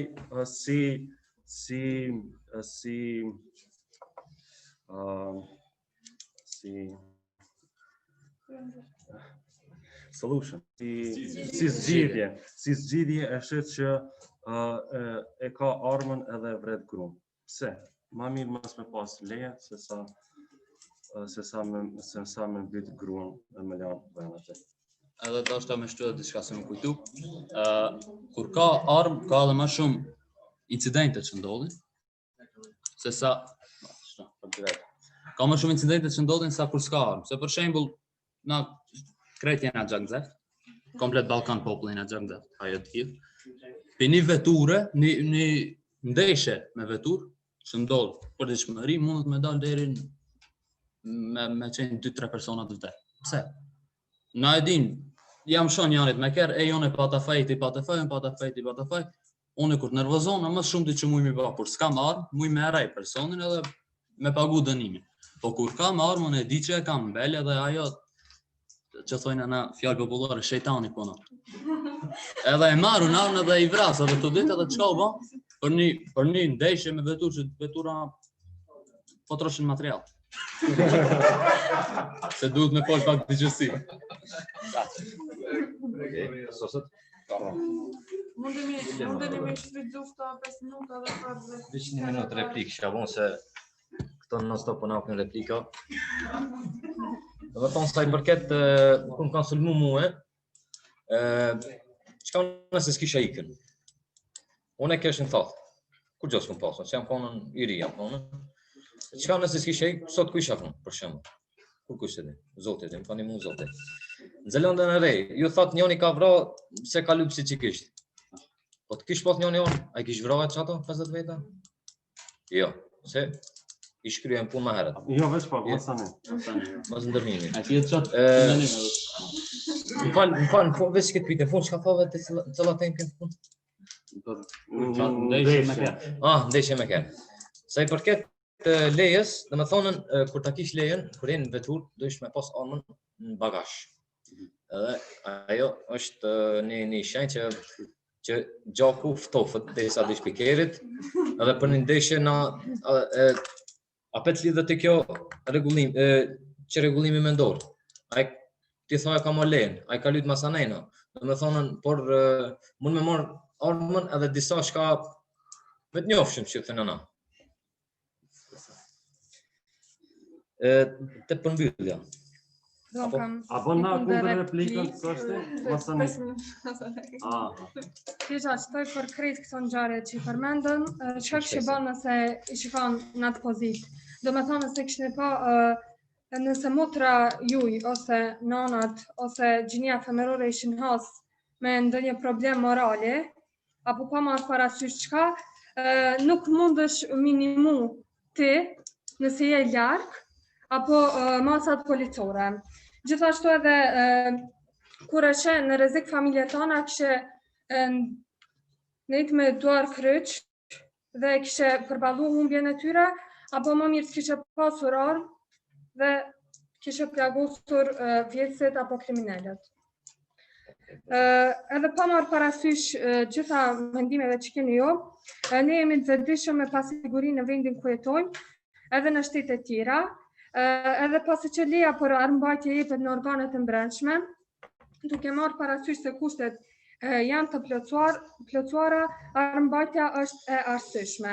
Edhe siç thekëm, është më efektive sepse zvoglohet numri i rasteve kriminale, zvoglohet rreziku i jetëve të njerëzve dhe sigurisht nëse përballemi me rreziqe më të mëdha do t'ju shpëtojmë atyre.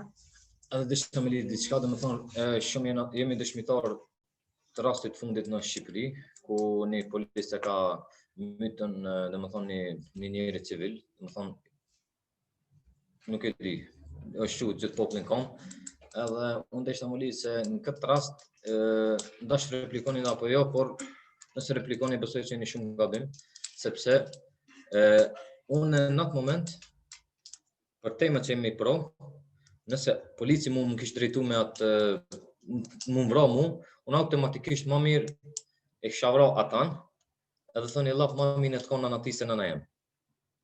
Dhe me thonë se një u ka vra pa faj. Ka vra pa faj, edhe dhe me thonë kjo s'ka koment, por kjo tema që jemi pro, dhe me thonë lidhet me atan që ndoshta nuk kishtë ndodhën ajo që ka ndodhë incidenti. Faleminderit shumë. Keni sa më shpejt? Apo në kohë. Vetëm pa ta. Prapë shumë kundër replika diçka. Kundër replik 2-3 minuta dhe unë e përfundoj. Tan atë. Çershim le to. Tamam, për New Zealand që thave, çka nëse ato kishin pasur puna se atje është legalizuar armbajtja, sikur për atë që i ka vrarë, sikur për viktimën. Kështu që ndonjëherë edhe ajo nuk gjen zgjidhje të mirë, nëse me armë, edhe e dyta për se prej fillim mos me parandalu atë çka ndodhi në Zelandën e Re, mos më dhan armë aty. Edhe e dyta për atë që thave armën në bagazh. Atëherë pse më majtë armën si për bagazh? Nëse ndodh diçka më e keqe për ty, për shembull, je me familje dhe janë Jep argument, duhet me pas bagazh. Dhe në bagazh apo? Argument jep, jo. Ti thash. Po çështën. Ti sa duhet me pas në bagazh. Për kaj sigurt ti që ai ka me majt armën në bagazh. Ti nuk mundesh me kontrollue një njeri a ka me majt atë armën në bagazh ose jo. Po, ai me ligj është. Me ligj është mos me hi 2 vija të bardha, ama e dina shumë mirë, pa na i vënu betonin që e çan ketnishin. Ligjin me respektu. Nëse respektohet ligji sipas këtë pikave, nuk s'ka nevojë as për çket mëve që janë të pas për kujna, se vetë na përsu. Po na vetë lipna, e masanai na lipna njërin me na dënimet ose na sa. Vazhdo për Shqipni shka vate me fol. Shqipni që ta nëse kish pas personin fjalë, a di pse personin fjalë është gjujt më pari? Se polici ka menduar se ka rrugë në trup, po se na sopo selamia se mos. Se ashtu është. Okej, do të thonë se polici ka menduar se personi ka pas armë vete. Do të thonë jeta e policit ka qenë në rrezik. Do të thonë s'ka pas armë, po të kish pas armë, ala më keq. Kështu që më mirë mos e pas armë, kish vra policë. Pyetje të çkëtej, më vesh një pyetje më apo. Nëse lejon. Nëse leo veç një pyetje. Veç pak, apo. Okej. Edhe puna është se jo që pa mas, po kanë në policore i dal. Edhe pse ka lipe me dalë në policore. E para dhe dyta, kur kush nuk mund me ditë, a është ai fajtor, a është policia. Mendoj sipas me, e kum lexu bajagi këtë situatën edhe e kum nguluna për na për lajme, po nuk mundna me ditë a është polici fajtor apo viktima. Për çat s'kisha dashur shumë me fol për këtë punën në Shqipëri që kanë ndosë, nuk dihet hala është si një enigmë. Okej, ndale kohën, mësa ne vazhdojmë, apo? Okej, fal. Okej. Veç pyetje 5 sekonda. Hajde shpejt. Se polici kur u gjyku e ka ul kryt edhe ka kërku falje familjes vet. Se polici ka gabu, s'është nuk e di. Se për çiket, nëse nuk ish kërku falje atëherë është njeri. Edhe ai është i vetëdijshëm për atë çka ka bën. Edhe frikë në rast ndodhi mbi pazar, e shkeli me autobus një gruaj, një plak, edhe vdiq plaka në vend. Ai ka shu ka lyp falje. E ka bë gabimin më. Ajo nuk ç'bëhet. Edhe është ma njerëzore është me lip falje se sa me vazhdu me atë temën unë e kom vrarë s'fanin. Jo, ma mirë lip falje se edhe dënimet gjyqësore janë bile ma vogla nëse kërkon falje dhe nëse dorëzohesh vetë për atë çka ke bën. Kështu që mendoj se kjo është ka thave për mos me lip falje është shumë absurde se na këtë njerëzit dhe dina se do gabime i bajna. Shembull jam shoj Sokoli. Nëse i tham fal, ki thot apo se atë. Nëse jam shoj dhe ban azër për murrej, atëherë unë ç'kam të bëj. S'pas me. Sose, ta përfundojën edhe sa ka? Ok, shkurt për përfundoj. Do me thonë, nëse si pas statistikave, dihet gjithkunë botë sa ma pak armë që mbajnë njerëzit, krimi është ma i vogël. Edhe pikë këto edhe sosa.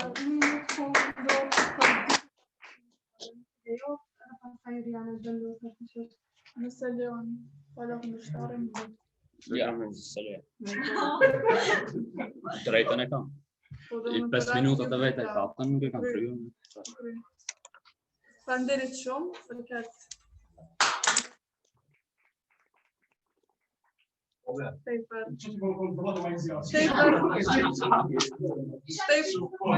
Alo, desha me shtu. Faleminderit për këtë debat tepër intenziv të fatet për juve. Tash na e koment ose pyetje prej audiencës. Isha në pyetje për falën kundërshtare, masi që një këtë si popull gjatë në zetë. Besoj që edhe ju si prind ju kanë armë në shpirt, pasi që i përdorni si na përdorës, pasi na lloj-lloj. Shka që kanë prindet që mos me mbajt armë. Mos mi përdorën kohë.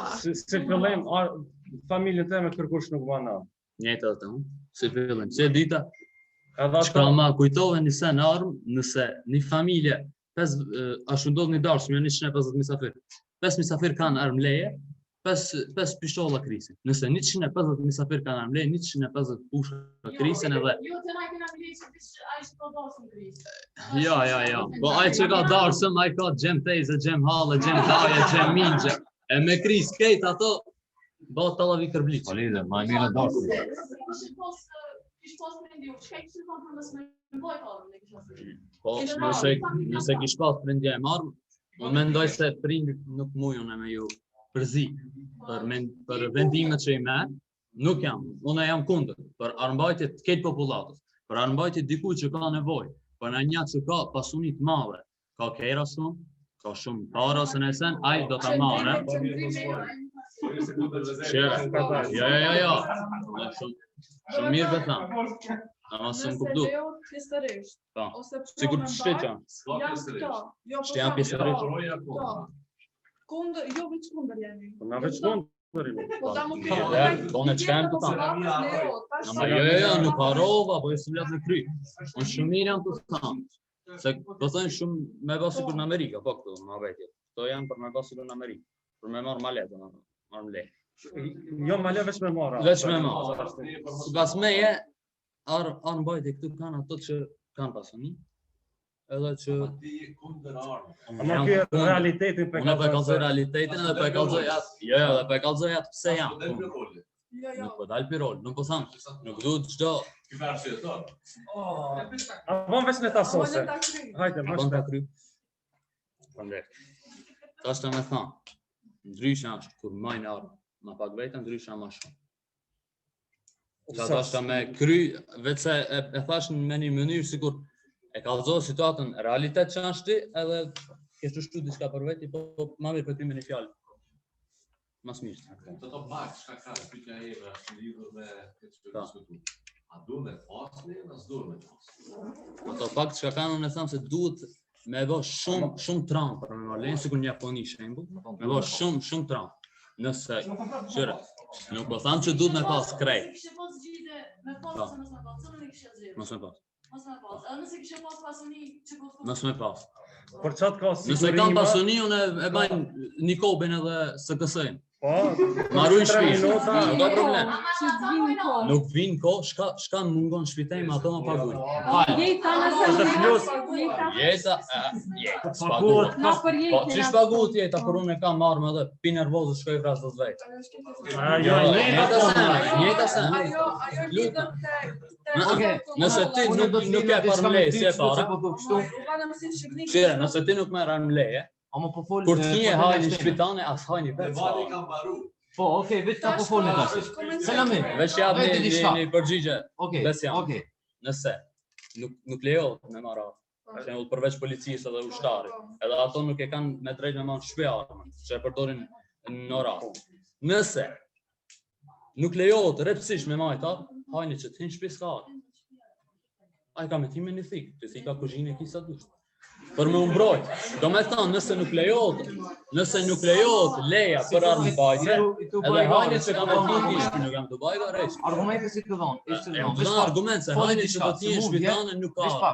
Ty halos ka ndodhë, mund ka ndodhë vjetë nga një hajnë në shpi. Une si kum dosh me nej shpi, se na patëm e shku në safir. Kum dosh me nej shpi se dosha me kështu futbol, më thanë ja hajde me neve. Kur u këthym, shpia u shkon halakon. Qish me shtiu në televizorin, bank, hajtë kalzon? Kur ma kam vjetë televizorin? Po hajde kalzon, hajtë 3 me sigurim shpi. Shumë letë, sigurimin e ki. Se kur ta shtish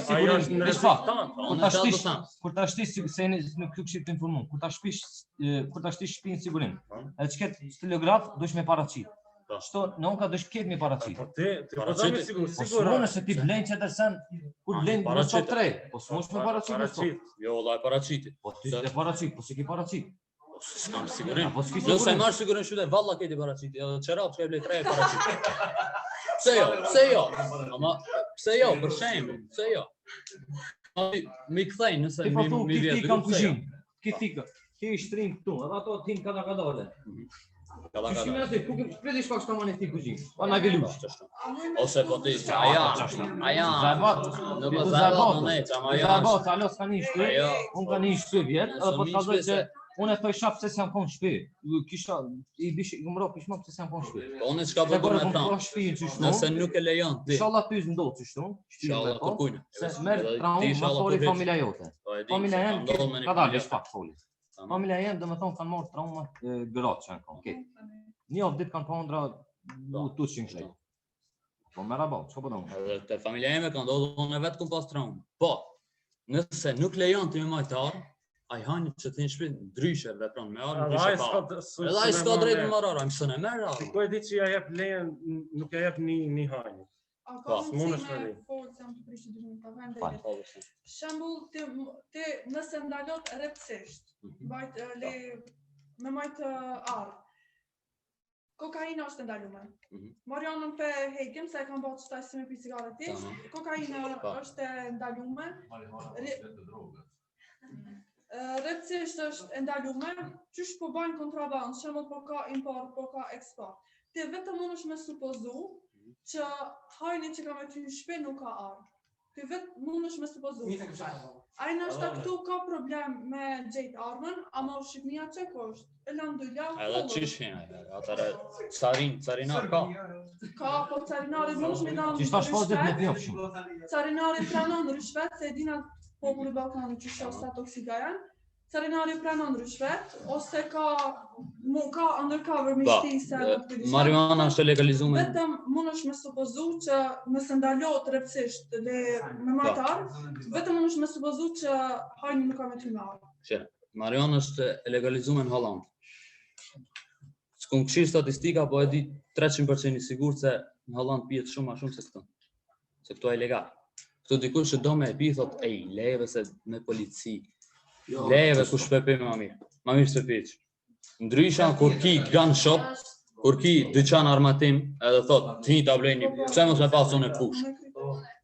Edhe ndrysha kur e merr me kontrabandim e sejnë. Edhe atëherë bëhet shumë ma pak popullat që ka armbajtje, se nuk jeni gjithkush rrezikit për marr armatim. Edhe pse, okay. Besnike më. Atëherë nëse është të shumë ma pak përqindja që unë do e marr. Sa më është temi me siguru që nuk ka rrezik që ajo përqindja e vogël që i merr me kontraband, me pas si një dorë ma shumë qytetarëve, për shembull, me kontrollu, me Qire, besnik, qire, tema jonë që nuk ka po në mujme të dhamë përgjigje. Shumë ma let. Se ti me kontrabandim, pezajna, mini numër kështu për thamë, ma shumë se 10.000 pësën ti. Për shemë.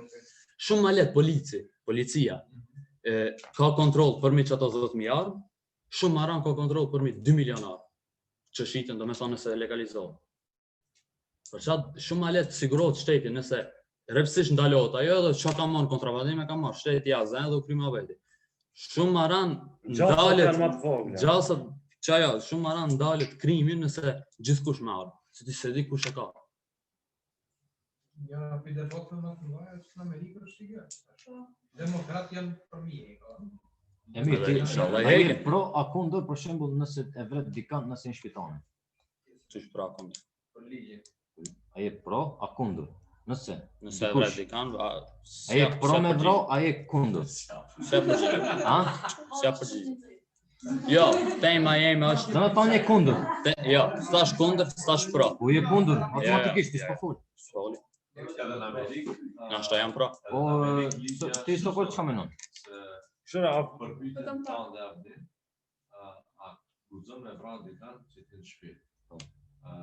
Në Amerikë, ku kam jetuar, unë ka hy vjedhës në shtëpi.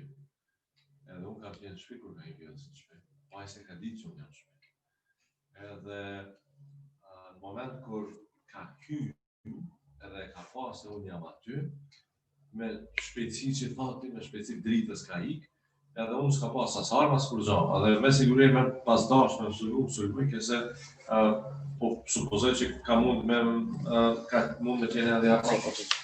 Dhe me ka thirë polici, cila ka ardhë për një 3-4 minuta. Edhe kom pyet, edhe këtu ba? Po ja, lidin se ne me kalimin e kohës. Lidin është, vraj ka dush, në qënë koraton e dush, edhe s'ka problem. Në Amerikë është e pa kontestume drejta e mbrojtjes së pronës. Mirë po, nëse e zem vjedhësin në pronën tante, edhe e vret, po ai ka qenë të ikë, sigur në rastin tim, e vret nga shpina, ose të na ekziston një mes kriminelve, posaçërisht, gjuhën për mos me u vra. E gjuhën, për shembull, për me plagos, ka kont, apo ajo. Në Amerikë, me vra për shpinës, ose me plagos, po jo me vra, shansa kanë që edhe ti përgjigjesh. Ani pse ke vra pronë tonë. Nuk përgjigjesh veç nëse ke qenë në situatë që ta rrezikon jetën. If you are in a life-threatening position. Edhe unë policit i thash, thaj, me njerë thash shqitore bleni jarë. Thash, po unë shqitore? Tha, po, thash, që shqitore bleni jarë. Po thash, okej, thash, atër, po shkoj për blej, thash, nëse mdohë, thash, nuk e dia munde me vra, se për dina ka hije me vjedh në një bicikletë. Aty thash, ta vras njerit për qatë punë, ma mirë ma vjedh në bicikletë. Sot bicikletë nesër.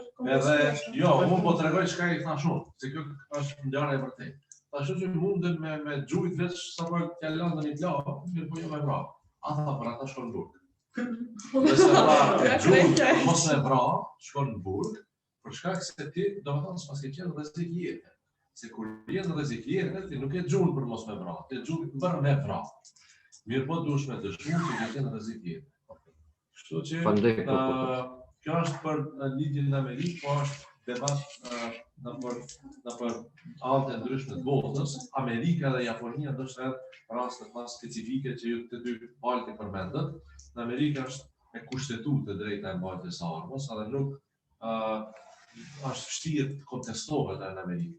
Edhe demokratët që kanë lega që tentojnë me kufizu të drejtën e armbajtjes, ato e dojnë me kufizu për assault weapons, për shembull, për armë automatike që janë me kapacitet vrasjes masive brenda disa minutave.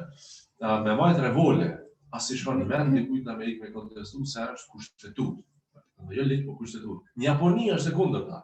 Në Japoni duhesh me pas 500 milion kushte me plotësu, edhe e vërtetë është që në rejti numri I krimeve në Japoni, ku armbajtja është shumë më e vogël, edhe krimi është shumë më pak.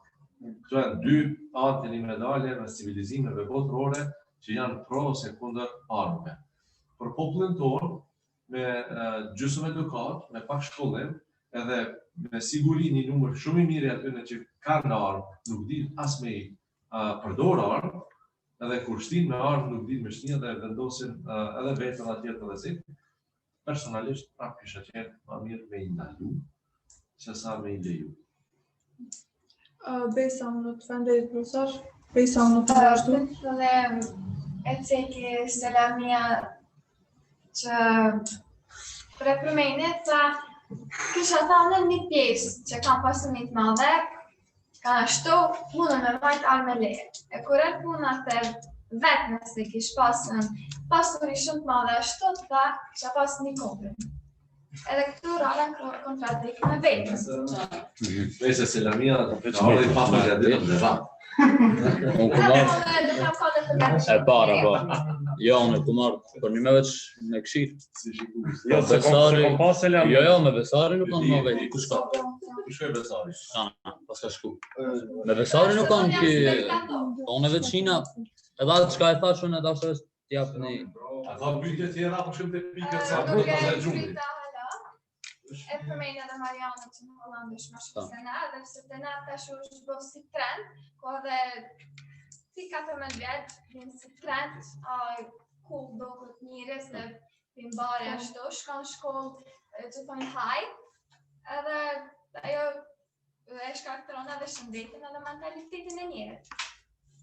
E tash për fillim që cekët që ja, ka raste kur nuk është e sigurt femra jashtë ose në shtëpi vetë, ku në këtë rast kisha këshillu domethënë, tash kanë dalë materiale mbrojtëse shumë të efektive që mundesh me sulmu njërin për vetë mbrojtje, tash ose mundesh me ushtru në sport edhe mu vetë mbrojtje, nëse nuk ka ndaj mjet sulmuesi, edhe në këtë rast, domethënë nuk pret që marrë policia së nesen, po e mbron vetin me arsye me mjete shumë më efektive, edhe me sa me nxjerr armën edhe me vraku, ajo ndërgjegje ma ta njëjtën shkon, edhe e përmenat një shpirë, njëna I dutat me pas e gjun armën dhe mbrojtje.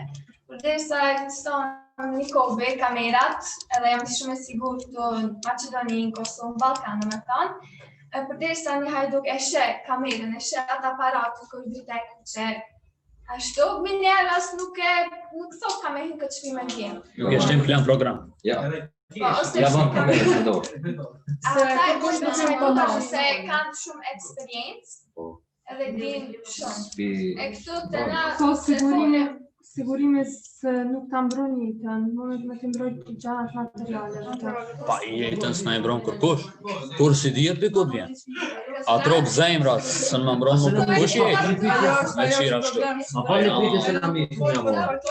Na, ketë besojme dhe ketë e tim se sot I në nejësisim. Bish një pite, a e sot se më falë? Jo. Më falë. A, se ki krya, më falë. Se dhune... Jo, se veç në poshtë me pytë për rastin autobusit që ka shkel grujnë. Që su që këtë popli? Po për këtë rastin Shqipëri? Vetëm pak, se edhe për qatë deshta me shtu një koment, nuk krason me rastin Shqipëri, I krasut, se ajo është aksidentalisht. Jo, unë e krasova, jo në atë aspekt. Tamam, baroj. Ajo për plakën nuk e di, unë mu me shkej, unë me vra njerin aksidentalisht ka ndodhë. Aksidentalisht, atje nuk u konë aksidentale. Ku e dimë? Polici nuk e ka vrarë aksidentalisht. Dishta me shtu se kriminal. Polici aksidentalisht nuk e ka vrarë, polici ju ka fregu që ai që atë vrat ka informacionit që u ka frigu polici që ai ka ardhur. Ky e di ka për që s'ka pas mask. Unë lexova me një faqe në Instagram që ai u kanë ai u kanë dikim të kokainës, u kanë i vat dhe kokainës, ai viktima, jo viktima. Policia u kanë që ka ble kokainën sene, jo viktima. Viktima ka dalë për një baqe cikare. Nëse po.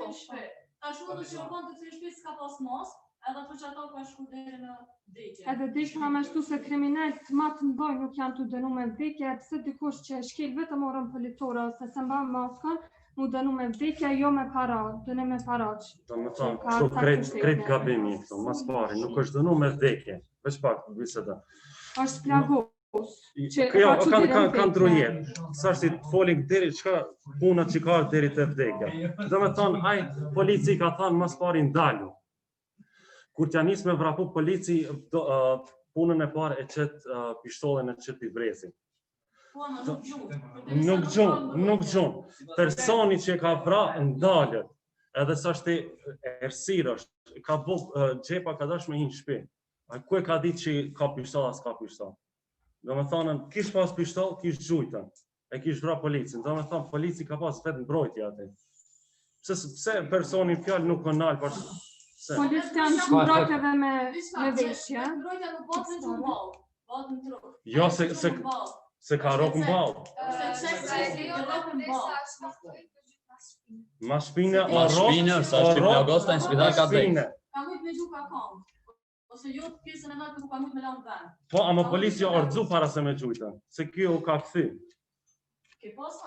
Ma që ka kërku falje dhe policit, do me thonë aje është gabim që ka gjujtë. Unë nuk po tham që... A ishtë arsjetuar. Ama nuk po tham që s'ka gabim policin.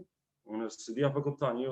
A ishtë arsjetuar, gjyqë kishtonë, unë jam tutën. Pa e ka ullë kryen që këshire në gjyqë, a e ka ullë kryen edhe së në ka qësu kryen, se të ka bëni gabim fatal. Nuk po tham për atë, unë e pedi që është policin gabim. Do me thonë, që ka ardhë puna, për shembull, ju po thoni veç për maskën e ka gjujtën, pse u ka kujtuar polici. Është këtë populli që kanë për çatan, se ka vogë gabim shumë të madh. Si shu populli ta kish vrasë, se te kish tërmuaj viktima, si shu populli hiç. Pa ki po çka kanë bërë. Po pse se ka sulmuar, se s'ka pas faj viktima, se dolën kënë ngjarje çka u bë. Ai polici nuk e ka ditën çka o të ndodhen, se ka pas, se tero ka. Ajo polici. Po çka nëse, çfarë? Unë jam valltar, nëse më nalët muzika, unë kam me lujt, që kam unë ligjin e vallës. A çka nëse çdo protesta, ka një punë, i ka fshirë një kriterët, do të me hek mekrën, do të mos me utrash, që kujt unë shikan, edhe çat kur ta shen njërin terra në dritë, ai do të më pas. A unë ja vënë vetë diçka. Diçka të vetë. Çka nëse në çdo protestë që ndodh në Shqipëri, këtë populli kish mund të marrë me majtar. Pasojat. Si pas të ajo protesta për popull. Edhe del polici për parë. E jashtë për... Këtë varet për self-control, sa e ki, për shka e ma shumë mire dina për në Balkan, sa e ki në self-control. All the people, jo all Balkan people. Unë e për foli për Balkan. Ne që do në qket nërtejmë për foli për Balkan. Unë e për thamë, unë e dasha me thamë për këtë. Profi, unë do me falenderu kolegën se këtë thasë ka pregadit, edhe unë këma ka pregadit që të legrat i ka vonë kolegën. Profi, unë dasha veç me thamë.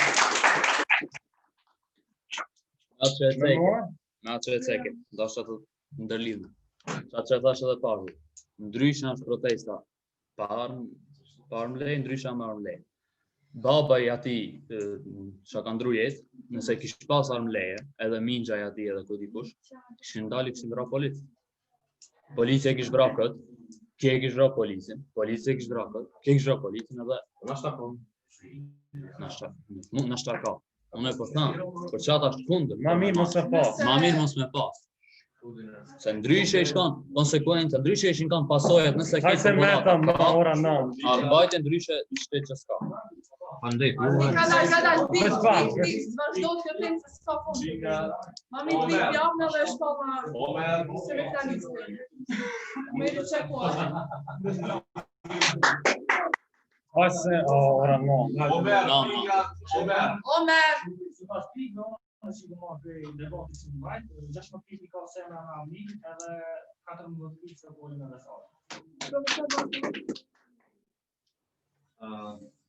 Unë, para se me dham pikët, me apë një koment për debat. Çka më ka pëlqy dhe çka s'm ka pëlqy këtë dy ekipe. Shkurt, nga dy gjëra për ta. Jashtëzakonisht përshtypjet mirë ka lënë profesionalizmi i semrës, përgatitja edhe qëndrimi që e ka marrë gjatë debatit, ka qenë për në nivel të debatit edhe ka pas argumente mirë të përgatitura. Po ashtu, jashtëzakonisht shumë ka pëlqy edhe Sokoli me gjithë Selamin, që edhe falë ndoshta mos përgatitjes së mira dhe argumentimit të debatet të argumenteve kontra, pra anën afirmative të vetën, po kanë qenë jashtëzakonisht fortë në refuzim, respektivisht në refutation. Pra kanë tentu në pjesë kanë qenë jashtëzakonisht mirë, që argumentet që i keni dhënë ju ka qenë shumë fort për të rrëzuar, fatkeqësisht e ka bërë ndoshta edhe mos përgatitja e duhur ose koha që se kanë marrë mjaftueshëm për mos përgatit, që ti kishin përgatitur edhe argumentet e veta kontra, do të kishin dalë shumë më të mirë. Edhe një koment për gjithë ekipet, kanë munguar pak më shumë statistika, se tek kjo temë ka shumë argumente online që mund gjinden edhe për botë, edhe për Maqedoni, si për pro, si për kontra, për me qenë përgatitja top. Si përfundim, unë i kam pa të dy ekipet me 18 pika për Avnin dhe Semra, 16 pika për Sokolin dhe Selamin. Sa pika për të se të gjovë? 14 me 16. 4 pikë pare janë të rikë. Ti shkrujt e keqa? Po bëj kam pikë. I ki, okej, fajnë. 23 për Semrën dhe Avnin, 22 për Selamin dhe Sokolin. 5 pikë. Okej, do me thonë Semra dhe Avnin e... A moj vëqë edhe mi përmes, kemi finalistët. Atëherë, grupi parë që fitoj janë Meleki Mohamedin, semifinalistat e parë. Mandej Beratja dhe Imeri, mandej Emiri Leka, mandej Bejsa dhe Bejsla, mandej Sufjani, mandej dhe Avnio edhe Semra. Kura është gjysmë finalja? Kena me vendosë, kam ju tregu në grupë, mas vëndë. Tema tjera ka të tjenë, edhe të gjithë gjysmë finalistat do të përgatisin edhe temën e finales, për shkak se ka me qenë ditën e njëjtë dhe nuk dihet kush ka me shku në finale. Edhe apel krejt gjysmë finalistave, i vesna dhe në razbere, so for all semi-finalists, prepare 2 topics. We will give you the new topics for the semi-finals, but everybody also prepares for the finals topic because we don't know who is going to qualify, and the final and the semi-final is going to be on the same day. And prepare better because the fight is going to be more tough because now the winning teams will have the experience of this round, and we will have presence also for the winning teams and especially for the finalists. And for those who win the finals, we are thinking about